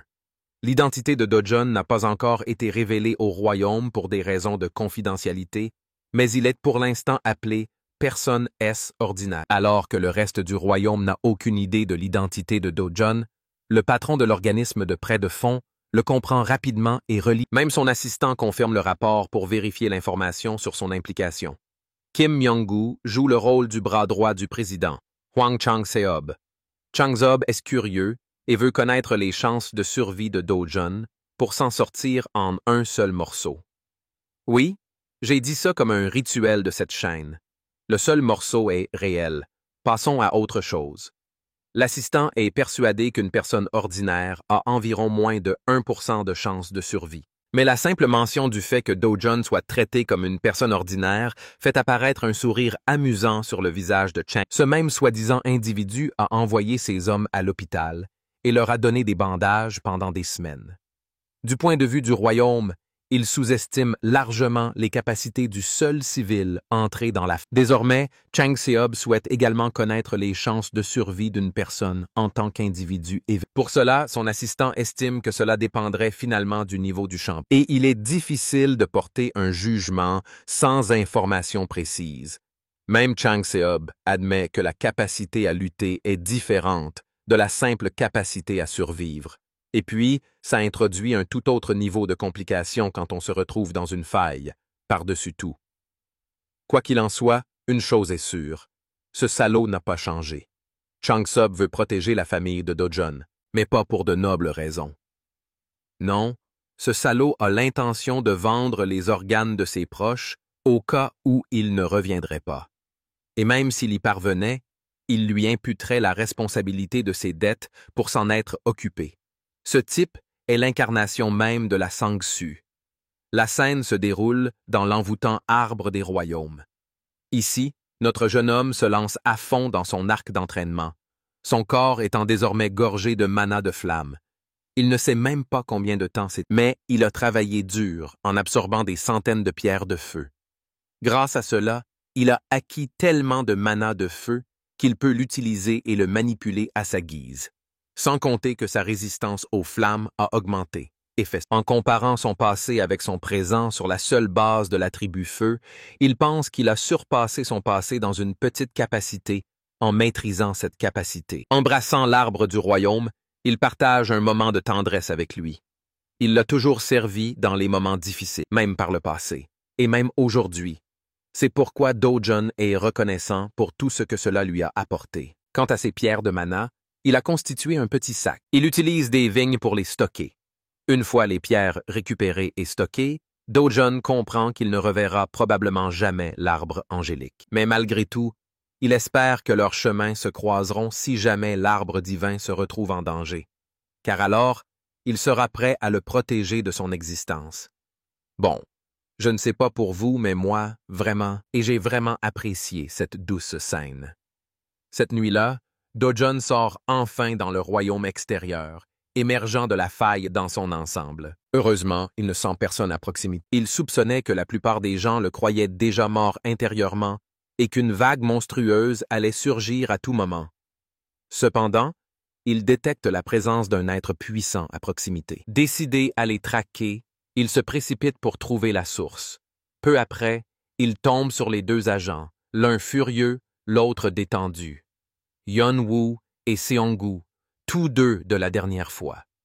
Il comprend maintenant que ces types représentent probablement l'association de par leur seule présence, ce qui signifie que, s'il se fait prendre, la situation risque de devenir très problématique. Pour lutter contre ce problème, il fait tournoyer une boule de feu et la lance en l'air d'un coup puissant. Cette attaque finit par se propager à travers le bâtiment, provoquant une forte explosion lors de la détonation.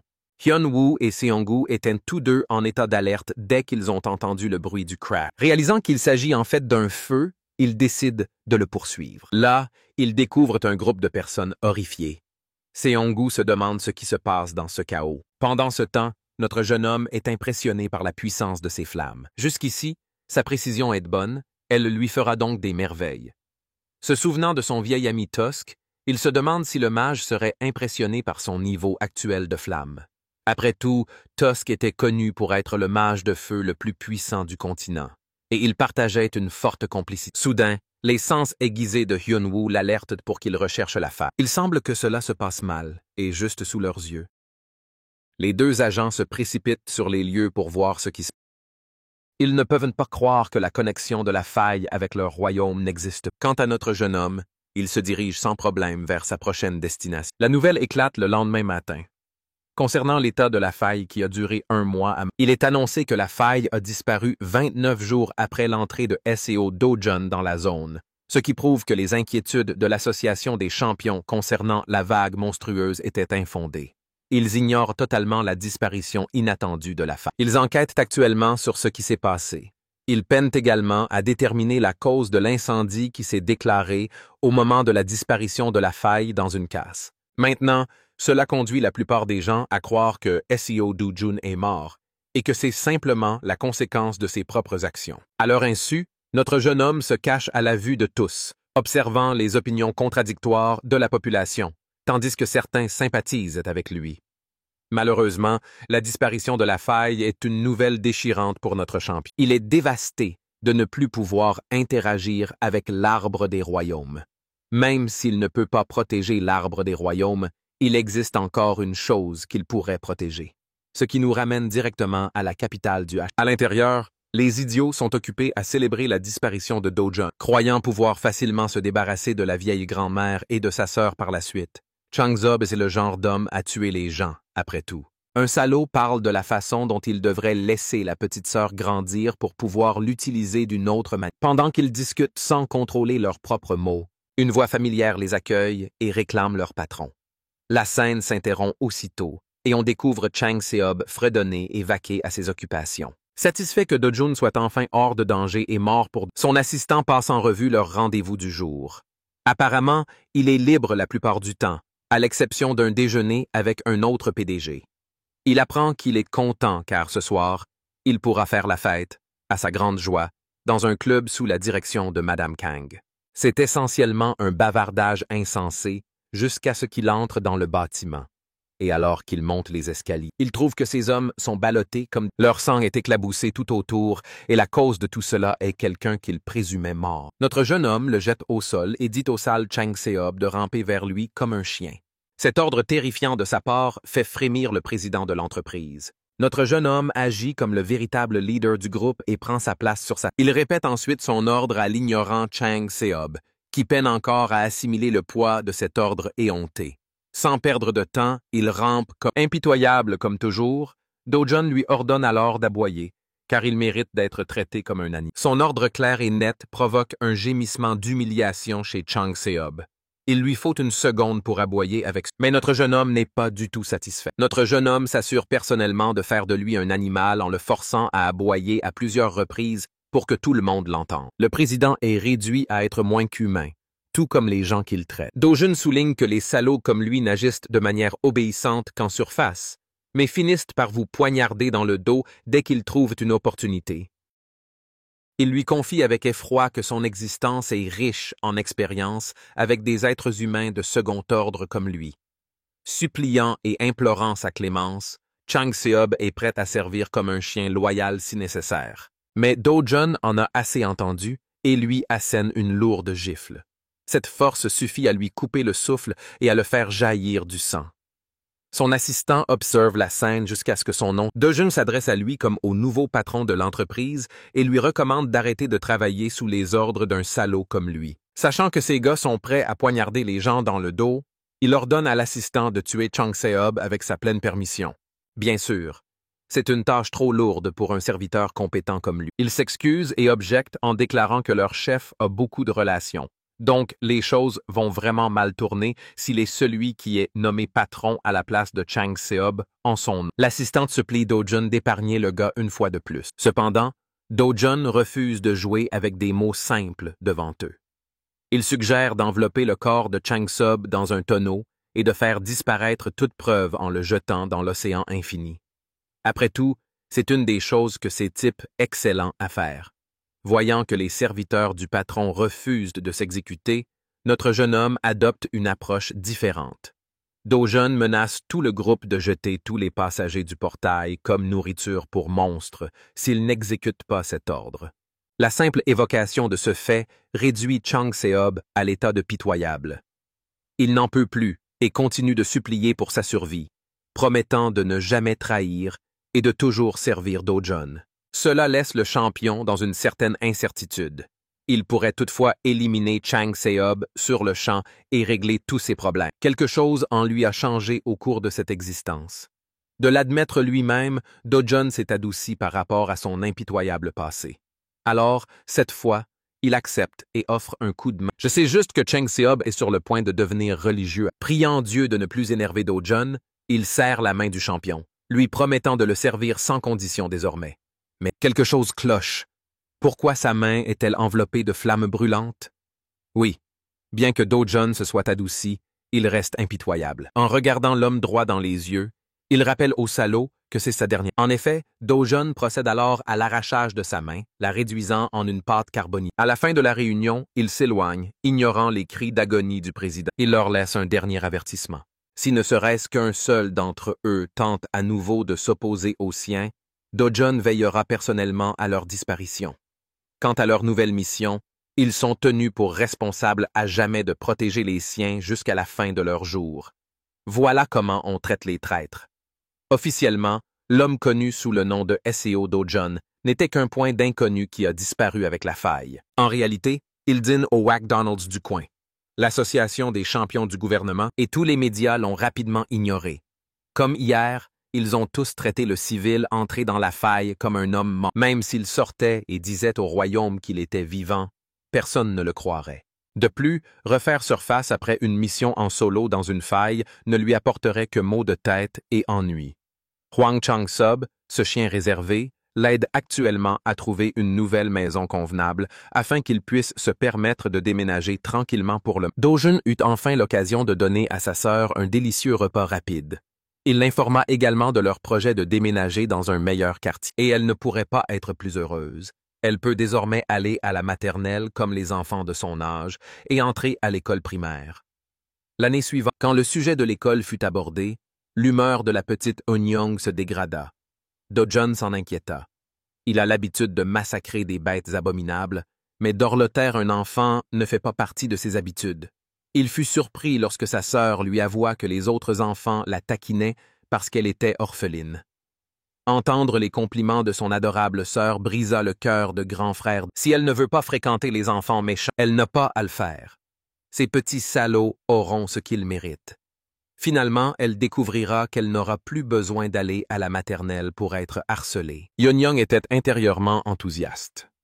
Do-jun élabore un plan pour envoyer sa petite sœur dans une prestigieuse école privée où personne n'oserait la mépriser. Cette nuit-là, SEO Do-jun a découvert que Kim Eun-gu avait caché sa grand-mère et sa sœur dans un motel au hasard pendant qu'il était coincé à l'intérieur. Le salaud de Rift Glasses a failli se casser le dos en s'excusant. Il s'est dit que le motel était sous leur direction, donc plus sûr que n'importe quel autre endroit. Do-jun n'a pas l'énergie de s'en prendre à des laquais ce soir, alors il entre dans la chambre et retrouve sa grand-mère. Petit Eun-young s'est jeté sur lui et l'a serré dans ses bras, tandis que grand-mère lui tenait la main, les larmes. Elle est simplement heureuse de voir son petit-fils revenir vivant. Au début, la guerrière endurcie était stupéfaite, mais une fois qu'il a senti la chaleur venant de ses proches, il a accepté l'affection qu'ils avaient pour lui, avec un... La petite Eun-young a pris goût au Donald's. Alors il dîne souvent dans ce restaurant bien réel. Aujourd'hui, elle a posé des questions sur le rôle de champion de Big Bro. Lorsqu'on lui a demandé si elle aimait avoir un champion comme frère, Eun-young a répondu nonchalamment qu'elle n'aimait pas. Même s'il est cool que les champions soient puissants et cool, ils sont également constamment en danger lorsqu'ils sont confrontés à des créatures terrifiantes. Parfois, ils meurent même. Et la petite Eun-young souhaite simplement que son frère vive avec grand-mère et elle-même pendant très, très longtemps. Do-jun était tellement habitué aux effusions de sang insensées qu'avoir quelqu'un qui s'inquiète pour lui est une sensation bien nouvelle. Il était le dernier survivant humain. Il a combattu des créatures et des créatures au-delà de vos espérances. Ce faisant, il a perdu beaucoup de choses. Maintenant qu'il a une seconde chance dans un autre monde, quelque chose d'incroyablement précieux est apparu à ses côtés. Des sentiments qu'il avait depuis longtemps oubliés refont surface dans ce monde. Peut-être qu'il pourra vivre heureux. Peut-être qu'il pourra simplement vivre une existence tranquille, pleine de joie et d'affection. Tandis qu'il se sentait tout doux et bien au chaud à l'intérieur. L'Association des champions de Corée était en ruine. Nae Hwang, fondateur de l'Association des champions de Corée et directeur de la Fédération des champions du royaume, était stressé par le récent incident de la faille, ou plutôt par son absence. Leurs meilleurs éléments ont investi le site Mais aucune nouvelle information n'a été trouvée. Se sentir désemparé quant à l'état de son territoire frustre le fondateur. Il n'est pas invraisemblable de croire qu'une faille disparaissant spontanément puisse réapparaître. Son assistante essaya de partager ses inquiétudes. Elle pensait qu'il aurait été préférable qu'une vague se produise. Au moins, il n'aurait pas à se soucier de variables inconnues. Le directeur Tai Hong interrompt sa phrase avant de s'énerver davantage. Bien qu'il s'inquiète des incertitudes, il estime qu'il est heureux que personne n'ait été blessé. Na Taiwan est l'un des 100 champions les plus respectés et les plus influents du royaume. On spécule généralement qu'il serait facilement élu avec le plus grand nombre de voix de l'histoire s'il se présentait à la présidence. Ses paroles et son influence pourraient facilement renverser des conglomérats nationaux s'il le souhaitait. Heureusement, ses intérêts ne résident ni dans la puissance d'un dirigeant national, ni dans la richesse d'un conglomérat. La seule chose qui l'intéresse, c'est la sécurité de son peuple. Autrement dit, c'est un vrai. Même si cela prend du temps, il veut une enquête plus approfondie sur le périmètre de la faille. Les habitants du quartier ont déjà accepté de vendre leurs biens à l'association, ce qui ne devrait pas poser de problème. En guise de consolation, Tai Wang souhaite leur proposer un prix supérieur au prix du marché. C'est le moins qu'ils puissent faire après avoir causé de tels désagréments. Toutes les sources fiables ont relayé l'information selon laquelle de multiples tensions se sont produites dans différents pays.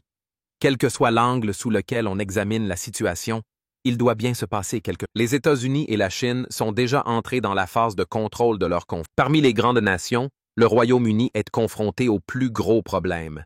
Si des champions fiables et expérimentés ont été dépêchés pour combler les lacunes, l'équipe britannique était tout simplement nulle. La mission d'1 mois visant à éliminer le Rift britannique s'est finalement soldée par une défaite cuisante. La vague d'invasion du Rift britannique a officiellement commencé. La ville et ses habitants vaquent à leurs occupations comme à leur habitude. SEO Dojun se mêlait à la... Aujourd'hui, sa destination est sa boutique préférée dans le Champion Comp. Lorsqu'il franchit la porte, le type qui tenait le comptoir le salua instinctivement. Mais il s'étouffa en voyant son visage. Chaque cheveu de son corps se hérissa de terreur à la vue du jeune homme aux cheveux noirs. Aujourd'hui, son responsable est dans le magasin, il n'aura donc pas à s'occuper seul de ce client sadique.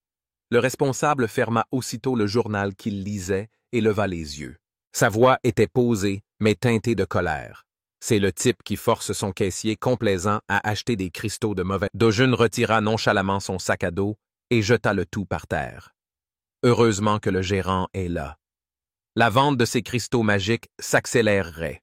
Monsieur le gérant s'attendait à voir un autre lot de cristaux de mauvaise qualité se répandre par terre. Ce genre de commerce à petite échelle ne l'intéresse pas. Dojun n'aime pas être refoulé alors qu'il ne recherche qu'un commerce. Le gérant, ou tout autre entrepreneur sensé, ne peut se permettre d'accepter une commission de seulement 1%. Il vaudrait mieux que le jeune homme s'en aille. Dojun a affirmé que refuser de faire affaire avec lui serait une grave erreur que le gérant regretterait. Le gérant a continué à chasser le jeune homme, sans même prendre la peine de regarder le sac. C'est le dernier avertissement qu'il donnera avant que la situation ne dégénère. Dojun a donné un coup de pied dans le sac, déversant son contenu sur le carrelage. Étant des négociants en cristaux expérimentés, le caissier et le gérant ont immédiatement reconnu les propriétés de ces... Ce sac brut était en fait rempli de cristaux magiques de champions, un trésor légendaire que les fonds ne peuvent pas acheter. Dojun a une vague idée de la valeur de ces objets. Il sait qu'il détient des objets de première qualité. Voyez-vous, le cristal magique du champion était utilisé par un célèbre baron de la drogue mexicain, Cuauhtémoc, pour la fabrication de drogues New Age. Une nuit, un accident de laboratoire a bouleversé son existence et la vision du royaume sur un si petit caillou. Le cristal magique du champion a permis à Cuauhtémoc de s'éveiller et de devenir un puissant champion. Depuis, ce cristal est devenu un objet précieux pour l'éveil des champions et l'amélioration du mana. Une source d'énergie aussi incroyablement rare peut être classée comme un produit ultra. Comme par magie, Dojun ordonna aux imbéciles de remballer leurs affaires et partit. Le directeur changea rapidement son ton dédaigneux et arrogant en un ton accueillant. Il a même escorté le jeune homme jusqu'à leur siège VIP et lui a offert quelques boissons pendant que son caissier polissait les cristaux. Dojun aimait inverser la situation mentalement. Un instant, on le conduisait. L'instant d'après, il sirotait une boisson glacée. Sa demande initiale était le plein tarif avec une commission de 0,5 %. Dès que le manager a exprimé un signe de réticence, il a menacé de retirer l'accord. Lors de ses précédentes transactions, Dow Jones avait accepté 1 %. Aujourd'hui, il abaisse encore davantage ce taux déjà exorbitant. Franchement, il le fait simplement par agacement. En réponse, le directeur baissa la tête et tenta de présenter les excuses les plus sincères. Eh bien, Dow Jones en a assez d'entendre des excuses creuses. Soit ils acceptent de son tarif, soit il ira voir ailleurs. C'est aussi simple. Au comptoir, le caissier maudit intérieurement Dow Jones pour être un imbécile aussi grossier.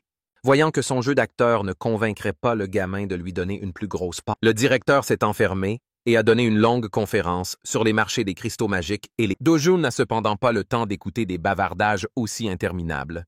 Il finit son verre et se leva, provoquant la panique du gérant. Sentant l'affaire lui filer entre les doigts, le gérant lui proposa une commission de 9%. Cela a continué de 8 à 7. Dans cette fourchette, sa boutique ne fera aucun profit. Alors que le manager est au plus profond du désespoir, SEO Dow Jones bondit et accepte de se contenter de 1% par respect pour leurs transactions passées. Intérieurement, le directeur avait envie de crier et de maudire l'extorqueur. Il ne supporte tout simplement pas de se séparer du produit. Les mots qui sortirent ensuite de la bouche de Dow Jones faillirent faire pisser de joie le directeur. À part celui qu'il a apporté aujourd'hui, il lui reste environ 7 sacs de ces précieux cristaux. Ceci étant, le contrat a été rapidement établi et signé. Quelques minutes après la signature de l'accord, 67 milliards de wons ont été versés sur le compte bancaire de SEO Dow Jones, soit environ 48 millions de dollars. À ce rythme, sa maison de 110 milliards de wons ne semble pas si loin. Le problème, c'est qu'obtenir plus de cristaux magiques de haute qualité par les portails normaux est une perte de temps. S'il pouvait trouver un moyen de voyager librement à travers les zones de faille, il pouvait facilement récolter des trésors comme un fou. En regardant l'écran de son téléphone, un message administratif a été envoyé à tous les habitants du pays. La vague de cas dans le sud du Royaume-Uni a finalement été annoncée au grand public. Pendant ce temps, il est interdit à tout le monde de se rendre au Royaume-Uni. Après avoir lu un problème réel dans le monde réel, Dow Jones a perdu tout intérêt à s'en prendre au gérant du magasin. Dans le passé, quel que soit le pays ou l'association concernée, il aurait pu intervenir pour combler lui-même la faille. Mais il n'est plus ce type. Il a des choses plus enrichissantes à faire. Ce soir, c'est Dow Jones et il mange de la viande de qualité. La petite Yun Yong avait l'eau à la bouche à la vue du porc et du bœuf persillé sur le grill. La viande chère et les plats d'accompagnement succulents n'arrêtaient pas d'arriver sur la table. Inquiète de dépenser trop d'argent compte tenu du prix du menu, grand-mère a ralenti et a demandé à son petit-fils si cela lui convenait. 250 000 wons pour 100 grammes, c'est assez cher. Dow Jones balaya aussitôt ses inquiétudes. Après avoir fait fortune grâce à sa récolte de cristaux, il pourrait manger à volonté. Et cela ne ferait même pas un trou dans son compte. La première bouchée de Yun Yong l'a fait tomber amoureuse du goût de ce bœuf incroyablement luxueux. Dow Jones continua d'ajouter de plus en plus de choses au grill tandis que grand-mère regardait avec appréhension. Bon sang, il y a un autre paquet de côtes fraîches, de faux filets de première qualité, de contrefilets et de viande de jupe qui arrivent bientôt sur la table. À ce stade, l'échelle est tout simplement ridicule. Comment 2 personnes et demie ont-elles pu finir autant de nourriture? Grand-mère sous-estime l'appétit d'un protagoniste. Pour la débarrasser de ses soucis, la petite Yun Yang a convaincu grand-mère d'essayer ce produit coûteux. Incapable de refuser l'offre de sa douce jeune femme, grand-mère sait. Une bouchée de cette viande chère a suffi pour que tous ses soucis se dissipent. Par la suite, les heureux parents ont profité de leur dîner extravagant, rempli de sourires et de rires. À l'insu de Dow Jones, une jeune femme accrocheuse vient d'entrer dans le restaurant. Les autres clients ont failli se briser le cou à son passage. La femme s'est précipitée vers SEO Dow Jones et a attiré son attention avec détermination. Elle voulait juste lui parler un instant. Rien de plus, rien. Avant qu'elle ne puisse expliquer sa raison, Dow Jones l'interrompit pour avoir interrompu le dîner de sa famille. Si elle veut lui dire quelque chose, elle devrait revenir après ce foutu repas. Yun Ju-yeon sortit la carte de visite, espérant que le jeune homme changerait de ton à son nom. À son grand désarroi, Dow Jones continua de griller et de manger de la viande, ignorant complètement sa présence. La célèbre chasseuse de rang S ravala sa fierté et s'assit patiemment dans la salle d'attente du restaurant. Avec une star comme elle, assise à proximité du public, elle devint naturellement le centre de l'attention. Hommes et femmes ne cessaient de jeter des regards furtifs sur celle qui se tenait au sommet de la gloire. Elle n'est pas seulement 4e au classement national des championnes de rang S, mais la plupart des gens la placeraient également dans le top 10 des plus belles championnes du royaume. Tous les civils autour se posaient la même question. Qui diable fait attendre Hyun Joo-yeon? Ignorant les murmures rauques autour d'elle, Jo-yeon se souvint de la brève interaction qu'elle avait eue quelques minutes auparavant. À sa connaissance, SEO Do-jeon avait pénétré son premier portail il y a 2 mois. Il en était sorti vivant et on soupçonne maintenant qu'il s'était réveillé. On pensait généralement qu'il était mort lors du récent incident de la faille, mais le voilà, vivant et mangeant avec les siens. Au-delà de tous ces détails qui semblent incohérents, un seul regard perçant du jeune homme a mis un rang S comme Joo-yeon sur les nerfs. Un homme fraîchement réveillé ne peut pas atteindre le rang S en moins de 2 mois, n'est-ce pas? Même le magnat du pétrole Calf Moore, qui a dépensé sa fortune en pierres magiques, a mis environ 5 mois pour atteindre le sommet. Rationalisant ce qu'elle ressentait, Jo-yeon estima que Do-jeon devait avoir une sorte de capacité spéciale. Finalement, Do-jun, grand-mère et la petite Eun-yang ont retrouvé leur ventre plein, et leur humeur s'est améliorée. Près de la sortie, Joo-yeon s'approcha pour enfin discuter avec le mystérieux jeune homme. Avant qu'elle puisse ouvrir la bouche, un autre invité entra dans le restaurant avec un air de supériorité. Le regard de Do-jeon devint plus perçant que d'habitude à la vue de l'homme. Ce salaud à l'air louche ne s'attendait pas à voir SEO Do-jeon en pleine forme après leur excursion dans l'un des portails mortels. Le fou, Kang Cheol-woo. Il est d'ailleurs assez amusé par la résilience de Do-jeon, telle une blatte. Même Jo-yeon semblait reconnaître le fauteur de trouble en un seul coup d'œil. Au milieu du restaurant, la tension montait tandis que le silence emplissait. Do-jeon a choisi d'ignorer les insultes superficielles du bâtard et a appelé Joo-yeon. Cheol-woo a été surpris de voir un champion de rang S parler avec le cafard. Do-jeon lui a demandé de prendre soin de sa famille pendant un moment. Il lui suffirait d'héler un taxi pour qu'il puisse rentrer. Ce serait plus pratique s'ils étaient loin pendant qu'il recouvre une dette en souffrance auprès d'un bâtard. Heureusement, Hyun Jo-yeon est une jeune femme très raisonnable. Elle fit ce que Do-jeon lui avait demandé et assura grand-mère et la petite demoiselle que tout irait bien. Elle leur fit un signe d'au revoir, mais leur inquiétude était évidente. Ji-heon resta là, gêné, tandis que le taxi partit. Dès qu'ils se sont éloignés du restaurant, un bruit de gifles retentissant et grinçant résonna dans l'établissement. Ses proches étant hors de vue, Do-jeon pouvait enfin laisser tomber son rôle de prostituée et gifler une garce. Il se déplaça si vite que Cheol-woo ne vit même pas son coup. Il ne ressentit qu'une vive douleur à la joue. Gêné par une attaque aussi humiliante, Cheol-woo serra les dents et chargea pour riposter. L'un des serveurs a essayé de mettre fin à la bagarre. Elle craignait que les éveilleurs ne détruisent tout le restaurant si le conflit s'intensifiait. Sa demande, pourtant raisonnable, a été accueillie avec une violence déraisonnable. Elle n'a pas été trop gravement blessée. SEO Do-jeon a calmement demandé à tout le monde de sortir et de vider la pièce pour leur sécurité. Cheol-woo est vraiment facile à provoquer. C'est un idiot musclé qui n'arrive même pas à trouver un bon langage gros. Pour cela, il a été puni d'un autre coup au visage. Il fut complètement pris au dépourvu, sentant une articulation lui heurter la tête.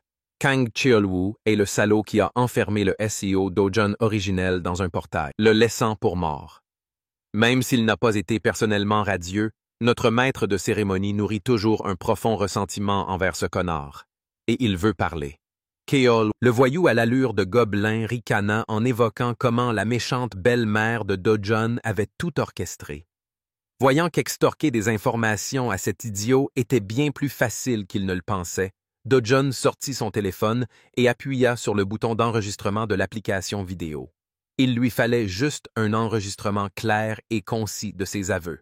Et son existence serait bien plus simple. Une fois de plus, Cheol-woo a été insulté par sa nonchalance. Il rassembla sa puissance dans son poing. Il a traité la mère de Do-jeon de prostituée et l'a attaquée avec une intensité inégalée.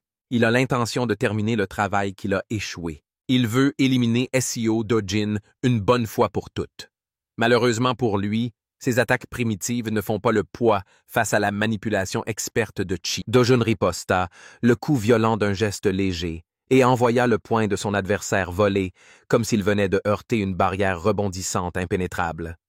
Kang Cheol-woo n'avait jamais vécu une telle expérience. Normalement, il se frayerait un chemin à travers tout et n'importe quoi pour tuer. Maintenant, il semble affronter quelqu'un qui dépasse de loin ce qu'il peut comprendre avec son minuscule cerveau. Soudain, il fut projeté au sol.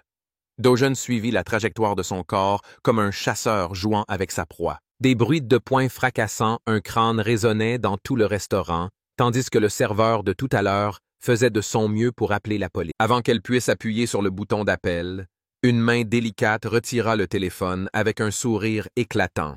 Yeon-ju-yeon a assuré au serveur qu'elle s'occuperait de tout. Il n'était donc pas nécessaire d'impliquer les autorités. La serveuse était ravie de voir un visage réconfortant au milieu de sa crise. Les gifles, les griffures et les coups de poing s'abattaient sur Kang Cheol-woo, l'empêchant de reprendre son souffle. D'après Jo-yeon, ce petit être est un champion de rang B. Avec un tel rang, peu de gens pourraient le vaincre aussi facilement. À en juger par ce passage à tabac, Dojun pourrait être classé au rang A. Même si c'est vrai, la lutte semble encore un peu trop unilatérale. Avant que les choses ne s'aggravent, Hyun Jo-yeon a soigneusement appelé Dojun pour qu'il s'arrête. Elle craint simplement que Kang Cheol-woo ne meure si les coups continuent plus longtemps. Décidant de l'écouter, il laissa tomber le corps inerte du gobelin et s'essuya les mains. Voyant qu'il y avait clairement une vengeance entre eux, Jo-yeon demanda au jeune homme ce qu'il savait de Kang Cheol-woo. Dojun ne connaissait peut-être pas toute la situation, mais il en sait assez sur ce salaud pour se venger. Yeon-ju-yeon l'a prévenu que ce salaud, Kang Cheol-woo, est lié à Kang Yong-pyo, un champion de rang S. Eh bien, Dojun le savait déjà et n'y voyait aucun problème. Jo-yeon n'avait jamais rencontré quelqu'un d'aussi imprudent et fou. Ce type se fiche complètement des conséquences qu'il pourrait subir aux mains d'un rang S. Hyun-ju-yeon a expliqué que Kang Yong-pyo était très protecteur envers son cousin d'élève. Cet incident de restaurant parviendra sûrement aux oreilles de cette maison puissante. Quand cela arrivera, le sang coulera. Dojun se moqua des inquiétudes de Jo-yeon. Il était bien le dernier à avoir peur d'un brillant combattant de rang S. Plus que les problèmes du futur, il est plus agacé par le fait que Jo-yeon en sache autant sur son existence. Maintenant que le gobelin est à terre, l'inimitié de Dojun s'est transférée sur le fouineur de rang S. Face à face, le jeune homme sauvage la fixait du regard. Hyun-ju-yeon n'était pas du genre à se laisser faire. Elle ne céderait pas à un simple regard intimidant. Elle s'excusa pour sa visite soudaine et expliqua son intention.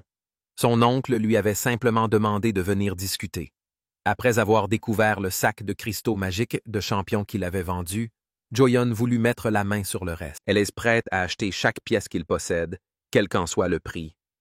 Dojun l'a prévenu que ce ne serait... Après tout, il possède de nombreux trésors précieux. Elle lui assura que les atouts d'un champion de rang S établi dépassaient l'imagination du commun des mortels. Enfin, ce n'est pas comme s'il était opposé à la vente de ses biens. Il posait juste une condition avant de conclure la transaction. Ce n'est pas grand-chose, en réalité. Juste une petite faveur, au moins, pour quelqu'un d'aussi célèbre que Hyun-ju-yeon, bien sûr. Ailleurs dans la ville, on entend le bruit des bouteilles d'alcool de luxe qui tombent par terre. La méchante belle-mère de Dojun s'effondre après avoir appris de nouvelles informations sur son beau-fils, prétendument mort. Ses proches étaient persuadés que l'enfant était mort dans la... Et pourtant, elle apprend maintenant comment le Doujin a survécu comme un cafard résilient. Appuyez sur F pour Bald Man. Avoir une patronne comme elle ne peut pas être amusant. On ne peut pas lui reprocher la désinformation. Même l'association des champions a déclaré Dojun mort. La méchante belle-mère refuse les excuses. Elle veut des... Pour couronner le tout, ils viennent de recevoir la nouvelle de la défaite de Kang Cheol-woo face... À ce stade, on peut supposer sans risque que SEO Dojun sait déjà qui est réellement responsable de sa tentative. En apprenant qu'elle pourrait être impliquée, belle-mère maléfique fut terrifiée. Elle n'avait pas peur de Dojun. Elle craignait surtout les ennuis que cela lui apporterait. Si son père ou son mari découvre ses agissements, elle pourra tout étouffer. Mais si la nouvelle se répandait dans les médias, le cours de l'action du groupe va s'effondrer. Elle a donc ordonné à ses hommes d'intercepter les médias. S'ils commettent une erreur, T-Group et DW Group annuleront certainement tous leurs contrats et leur publicité. Avant tout, la police doit également être à leur... À cet égard, les gens d'Evil Stepmom ont déjà pris des mesures pour couvrir toutes les bases. Le fait de savoir qu'ils avaient un peu de compétence lui a enlevé une certaine pression des épaules. Lee, le directeur de Baldi, murmura alors que, malgré tous les efforts de dissimulation qu'il déployait, ce qu'il faisait ne constituait pas une solution fondamentale au véritable problème. À ce propos, le directeur de Baldi pourrait avoir un plan pour mettre fin à ce casse-tête. Il leur suffirait de faire appel au cousin de Kang Cheol-woo, le tristement célèbre Kang Yong-pyo. Même quelqu'un comme Belle-Mère ici présente, Kang Cheol-woo est peut-être connu comme un déchet dans le monde des champions. Mais tout le monde sait à quel point il est proche de son puissant. En réalité, Kang Cheol-woo n'est qu'un pion effectuant toutes sortes de sales besognes sous les ordres de son cousin. Ils sont tous les deux complètement dérangés. Si Cheol-woo se fait pincer par la police et diffamé par les médias, le champion de rang S ne sera pas non plus dans son élément. D'ailleurs, il a déjà pris des mesures pour remédier à ce désastre médiatique. La méchante belle-mère a pris sa décision. Elle veut rencontrer Kang Yong-pyo au plus vite. De plus, ce chien, Hwang Chang-seop de RCS Capital, s'est ouvertement allié à l'ennemi. Il s'occupe désormais de la famille de Do-jun. Pour cela, Belle-Mère veut contacter un procureur au téléphone dans les plus brefs délais. Ceux qui abandonnent son camp devront en payer le prix fort. Dès le lendemain, nous suivons un groupe de champions pénétrant dans l'une des 37 zones de faille de Corée. Parmi ces zones, 5 sont en cours de transformation en portails sécurisés. Les autres ne peuvent être attaqués que par des champions affiliés à des associations de champions dont les calendriers sont coordonnés. Aujourd'hui, Madame Hyun Joo-yeon dirige elle-même une équipe. Grâce à son identifiant de rang S, elle dispose d'un nombre d'entrées pratiquement illimité sur n'importe quel portail. Parmi la foule hétéroclite de champions équipés d'équipements et d'armes sophistiquées, se tenait un jeune homme vêtu d'un sweat à capuche usé. Hyun Joo-yeon avait choisi la guilde Kleom de Jong-in-ju, de rang S, comme groupe temporaire pour la chasse. Il est très rare de participer à une chasse de rang S, alors ils étaient ravis. Jo-yeon s'est dit qu'elle voulait simplement s'amuser et se dégourdir les muscles. En réalité, elle avait dû tout mettre en place pour permettre au jeune homme à l'arrière d'accéder librement au portail. SEO Do-jun accepta de vendre le reste de ses cristaux magiques au prix du marché à Jo-yeon si elle le laissait entrer dans la zone interdite de la faille. Il veut juste gagner plus d'argent en chassant dans des zones de niveau supérieur. Certes, les zones de faille recèlent toutes sortes de trésors, mais s'aventurer dans une zone aussi difficile pour un certain profit sans crainte est tout simplement insensé. Eh bien, elle s'en fiche complètement. Il lui faut juste mettre la main sur ses cristaux magiques de... Après quelques minutes de traversée d'un tunnel ombragé, le groupe est finalement sorti de l'autre côté dans une zone boisée lumineuse. Incapable de satisfaire sa curiosité, In-ju commença à harceler Jo-yeon au sujet de la véritable identité du jeune homme qui suivait leur groupe. Jo-yeon présenta simplement Do-jun comme quelqu'un qu'elle connaissait, mais personne ne crut à cette réponse approximative. In-ju supposa qu'il pourrait s'agir du jeune ami de la reine Jo-yeon. Fatiguée de tout ce bourdonnement, elle avoua à In-ju une partie de la vérité et lui avoua que le jeune homme était là parce qu'elle lui devait une faveur. Ce n'est pas tous les jours qu'un champion de rang S doit quelque chose à quelqu'un. Tandis que le groupe était plongé dans ses conversations respectives, une ombre géante masqua le soleil.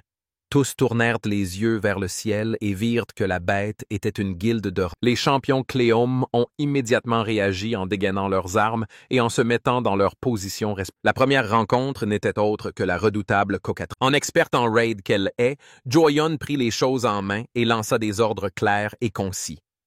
Jin-ju et Do-yeon se chargèrent de la défense, tandis que Sung-ho visait les jambes. Avant qu'elle ait pu terminer la répartition des rôles, une silhouette apparut floue tandis qu'il dépassait tout le monde. D'un bond percutant, il combla l'écart aérien qui le séparait de la bête volante. SEO Do-jun ignora les plans interminables du groupe et bondit pour un face-à-face avec l'oiseau. Les champions de Kleom restèrent bouche bée. Ils n'avaient jamais vu quelqu'un d'aussi effronté. Rassemblant son énergie dans son poing, Do-jun se prépara au premier sang avant sa charge. La maîtresse de guilde In-ju s'inquiète de sa malchance. À peine ont-ils franchi le portail qu'un adversaire redoutable s'est déjà manifesté. Avant que le groupe puisse s'organiser et se mettre en position, Dojun avait déjà laissé tomber son sac. Pendant que Joyeon menait la danse, il feindit les airs comme une balle de fusil. C'était un véritable monstre de vitesse. D'un bond, il neutralisa l'avantage aérien de l'oiseau. Là-haut, il prit le contrôle du terrain sans difficulté. Son énergie ardente était dense et brûlante.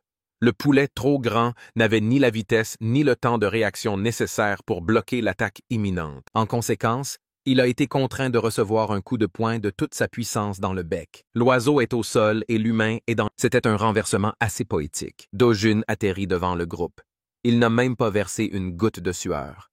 Le cocatrix est au bord de la mort. La marque de son poing visible sur le côté de son visage. Les membres de la guilde Cléum restèrent stupéfaits aux côtés de leur porteur de rang S. Ils furent témoins de la brutalité de ce qui se produisit ensuite. Dojun leva la jambe et commença à piétiner la tête de l'oiseau jusqu'à ce qu'elle soit réduite en purée. Cela peut paraître excessif, mais tuer une cocatrix exige une force considérable. À chaque coup de pied, le bruit du crâne qui se fracassait et le sang qui giclait mortifiait le groupe. Maintenant, Inju était vraiment curieux de savoir qui est ce type. En toute honnêteté, Joyeon n'en était pas vraiment sûre.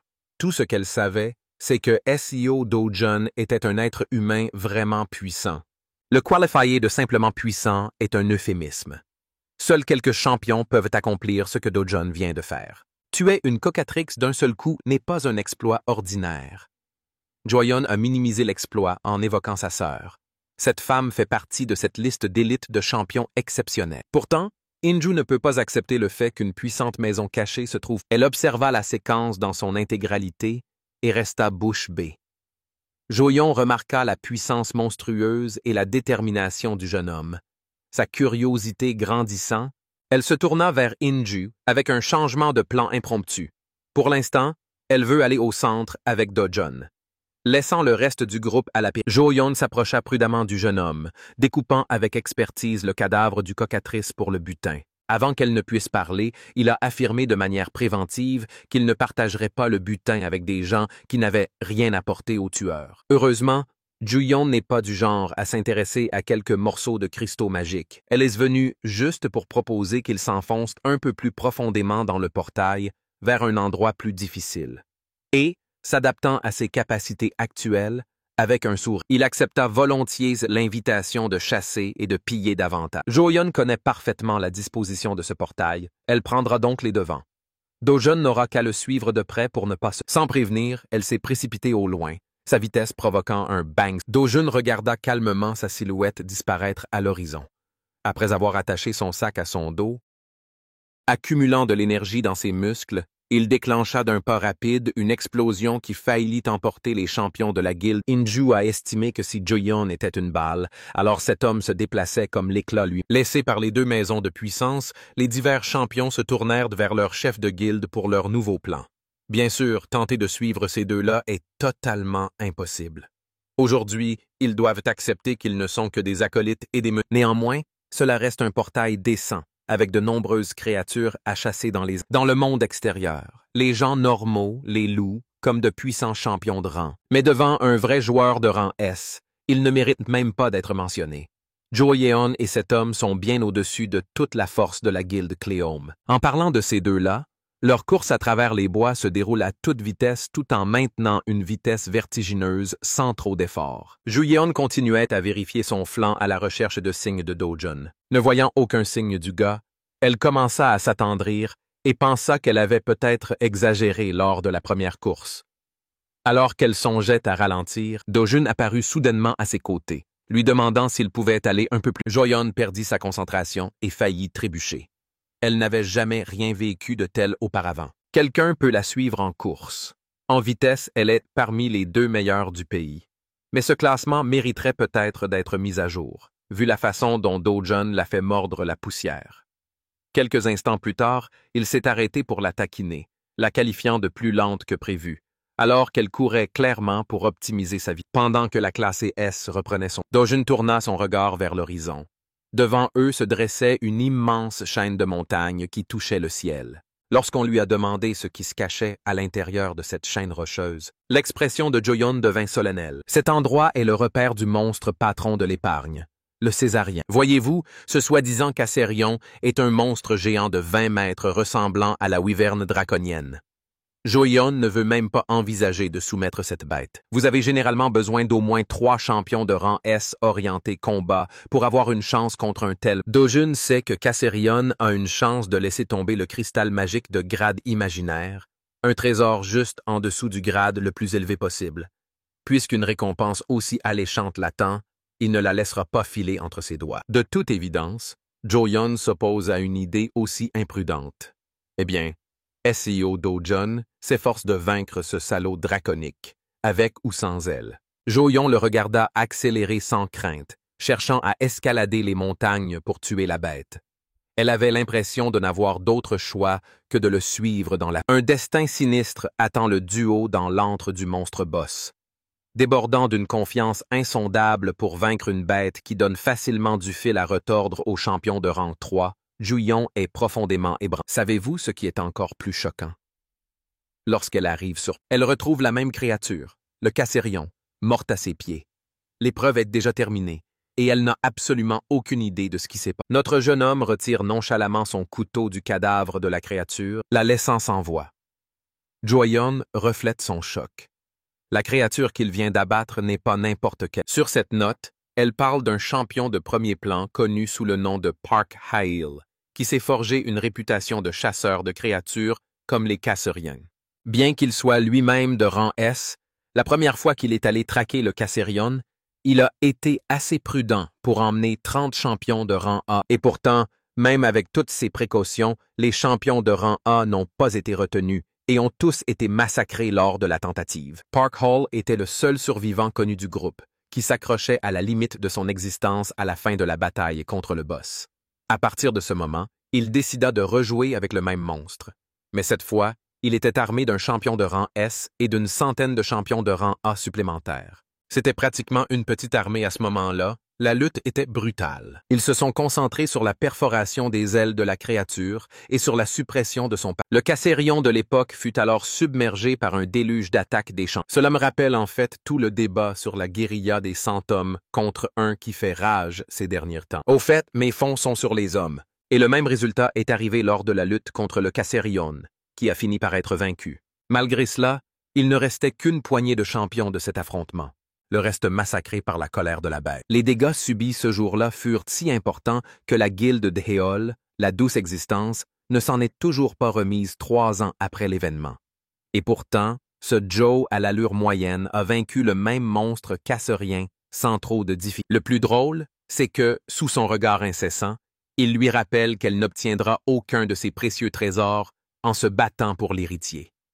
La remarque l'a peut-être agacé, mais Joyon est davantage concentrée sur le ridicule de l'homme qu'elle a sous les yeux. Si elle n'avait pas été là pour assister à l'affrontement, elle n'aurait jamais cru à une telle conclusion. Le même Cassérion terrifiant a été abattu et anéanti d'un seul coup par les mains d'un seul homme. Quant à Dojun, mon jeune homme a réussi à extraire la pierre magique impressionnante du corps de la créature.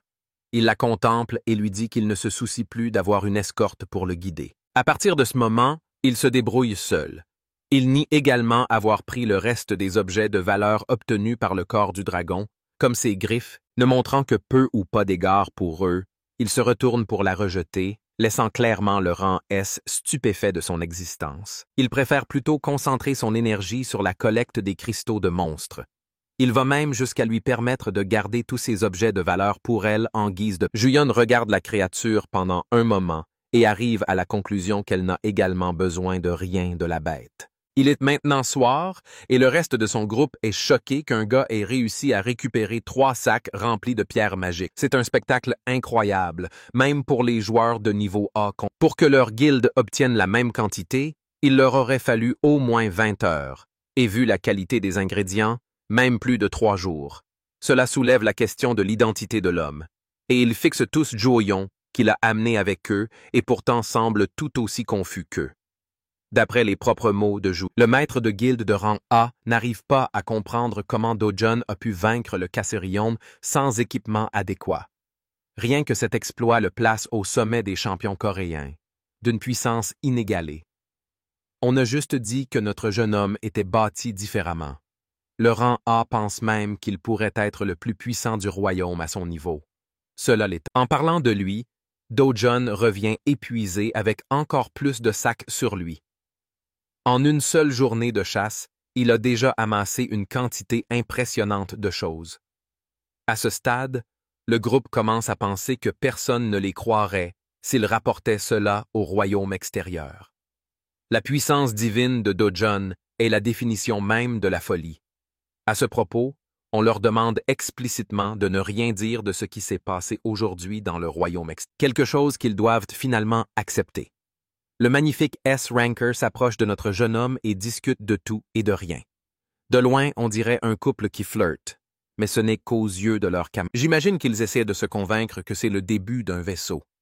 Ils pensent aussi qu'il est le seul homme du royaume à correspondre à Juyeon, surtout compte tenu de leur force monstre. Le plus drôle, c'est que le maître de la guilde de rang A se rend vite compte que ces gars ne sont pas le couple parfait qu'elle avait imaginé. Au lieu de cela, on dirait qu'ils se disputent. À en juger par leur expression, elles n'arrivent pas à croire qu'il existe un gars dans le royaume capable de parler avec condescendance à Joyeon parmi toutes les personnes. Ce qui est choquant, c'est comment Do-Jun lui tend un sac et part tranquillement sans dire un mot de plus. Cela étonne encore plus le maître de la guilde. Quant à l'état des sacs à dos et au contenu qu'il a récupéré à l'intérieur, Joyeon déclare ses propres mots. Il s'avère que Do-Jun craint de devenir une célébrité du jour au lendemain si le monde extérieur apprend qu'il a tué le Cassérien.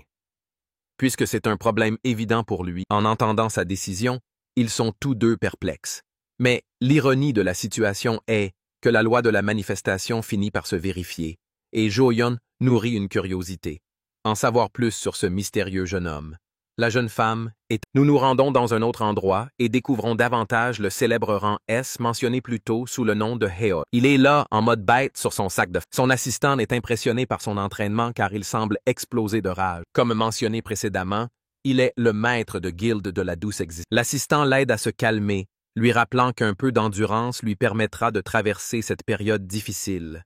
Même le maître de guilde partage cet avis, persuadé que ceux qui le sous-estiment finiront par subir sa colère. Et bientôt, viendra le temps où chacun admirera sa force de maître de guilde le plus puissant.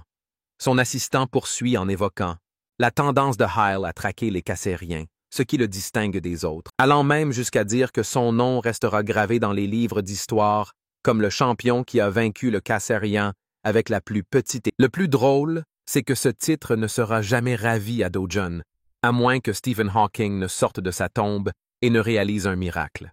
Le maître de la guilde partage son enthousiasme avec l'assistant, racontant sans cesse ses propres exploits. Dans le même temps, leur guilde subit des pertes importantes par rapport à ce qu'elle était il y a... Et pourtant, la seule chose qui lui fait sourire est de savoir qu'il est le seul capable de vaincre au mieux le Cassérion, un fait confirmé par son serviteur borgne. Alors qu'on discute de champions de haut rang, la scène se déroule dans le bureau de Kang Young-pyo, qui lit un rapport sur la soirée mouvementée de Do-Jun avec Cheol-woo et sur la façon dont il a anéanti le cousin de Young-pyo. Bien que Cheol-woo ait eu l'intention d'enfermer l'homme à l'intérieur du portail et de le piéger pour de bon, un retournement de situation s'est produit, provoquant un réveil. De plus, le client qui les a chargés d'éliminer Do-Jun est en réalité la directrice générale Hong Hee-ju, qui figure parmi les personnes les plus riches de Corée. Il est absurde qu'elle désigne une personne comme cible sous les yeux de Young-pyo, jusqu'à ce qu'il apprenne que Do-Jun est en réalité son beau-fils. Bien que le jeune homme ait été accueilli dans leur famille à l'âge de 7 ans, dès que l'enfant biologique de Hee-ju est entré dans le royaume, Do-Jun a été expulsé. Ce fait amuse Young-pyo, qui souligne que même la richesse ne peut pas vous protéger de l'expulsion. En discutant du paiement, du coup, il apprend qu'ils reçoivent 3 milliards de wons pour le travail, ce qui est bien peu pour lui. Et puis, Cheol-woo se retrouve au bord du gouffre après son affrontement contre Do-Jun, souffrant de nombreuses brûlures et contusions. Pire encore, il a complètement perdu la vue et est devenu infirme. Cela ne fait qu'ajouter à la cruauté des mesures prises par Do-Jun, à tel point que même un homme comme Young-pyo doit reconnaître. Et pourtant, Young-pyo se moque du fait qu'il aurait pris soin de lui couper les membres, en plus de lui fracasser le crâne. À première vue, Vous pensiez probablement qu'il était plus sain d'esprit que son cousin, mais maintenant, on comprend pourquoi il est encore pire. En discutant de leur affrontement, on évoque la présence de Jo Yeon, qui aurait aidé Do-jun d'une manière ou d'une autre. Cela le surprend réellement, et il cherche à en savoir plus sur la situation. Il ne saisit pas ce qu'il y a de si spécial chez Do-jun. Malheureusement, même son assistant ignore tout de leur rencontre, l'affaire ayant été classée sans suite. Énervé, Yong-pyo saisit son serviteur et lui crie de tout faire pour découvrir l'état de leur relation. Soupçonnant un marché, l'assistant, complètement dévasté par sa réaction, s'enfuit sur Invest Portal. Aussitôt, Yong-pyo pique une crise de colère. Il saccageait tout, pensant que les hommes de Hee-ju viendraient le chercher pour accomplir la mission que sa cousine n'avait pas accomplie. En même temps, il était plus que ravi de lui succéder. Après tout, c'était une femme riche avec le niveau de fortune d'Andrew Tate, donc ce ne serait pas un problème pour ce voyou cupide. Et maintenant, la scène avec notre jeune homme qui rentre chez lui après le raid. Fort de son expérience, il est plus que ravi d'avoir passé son temps dans une faille plutôt que dans un portail pour chasser. Cela complique aussi les choses, car il pourrait devoir nouer une relation durable avec Jo-yeon pour rester. Se souvenant de leur conversation, elle lui dit sans détour que les gens se méfieraient d'elle et demanderaient autour d'eux l'identité de celui qui avait tué le Kassarian. Les révéler reviendrait à s'attirer de nombreux ennuis. Alors pour l'instant, son plan était de conserver les objets de valeur, et s'il voulait devenir célèbre, elle pourrait volontiers révéler leur existence au royaume. En réponse, Bro lui lança le sac pour qu'elle garde toutes les bonnes choses. Cela signifie aussi qu'il doit trouver une autre méthode pour pénétrer dans les zones de faille, car compter sur Jouyon lui crée des ennuis. Malgré tout, il dormira bien cette nuit, car il pourra se reposer dans une luxueuse maison que Chang Seob lui a aménagée. Mais en entrant, il est alarmé par la multitude de chaussures juste devant. Cela signifie que des invités inattendus sont arrivés. En entrant dans la pièce, il voit un groupe d'hommes en costume et leur patron avoir une conversation avec ses proches. Le gars ressemble à une version plus déprimée de Nanami de Jujutsu Kaisen et il fixe Do-jun comme un aigle. Yoon-young se précipite pour saluer son frère avec joie, tandis que Do-jun est déconcerté par la situation dans son entourage. Le procureur Park Kao-lyong révèle haut et fort son... Soulignant le lien entre Do-jun et Chang Seob, Do-jun est immédiatement arrêté en raison de sa relation avec ce dernier, accusé d'avoir participé à l'organisation de prêts de fonds dirigée par le PDG corrompu de HCS Capital. Si vous souhaitez voir plus de contenu intéressant, aimez-le, laissez un commentaire et activez la cloche. Votre activité me motive à faire encore mieux.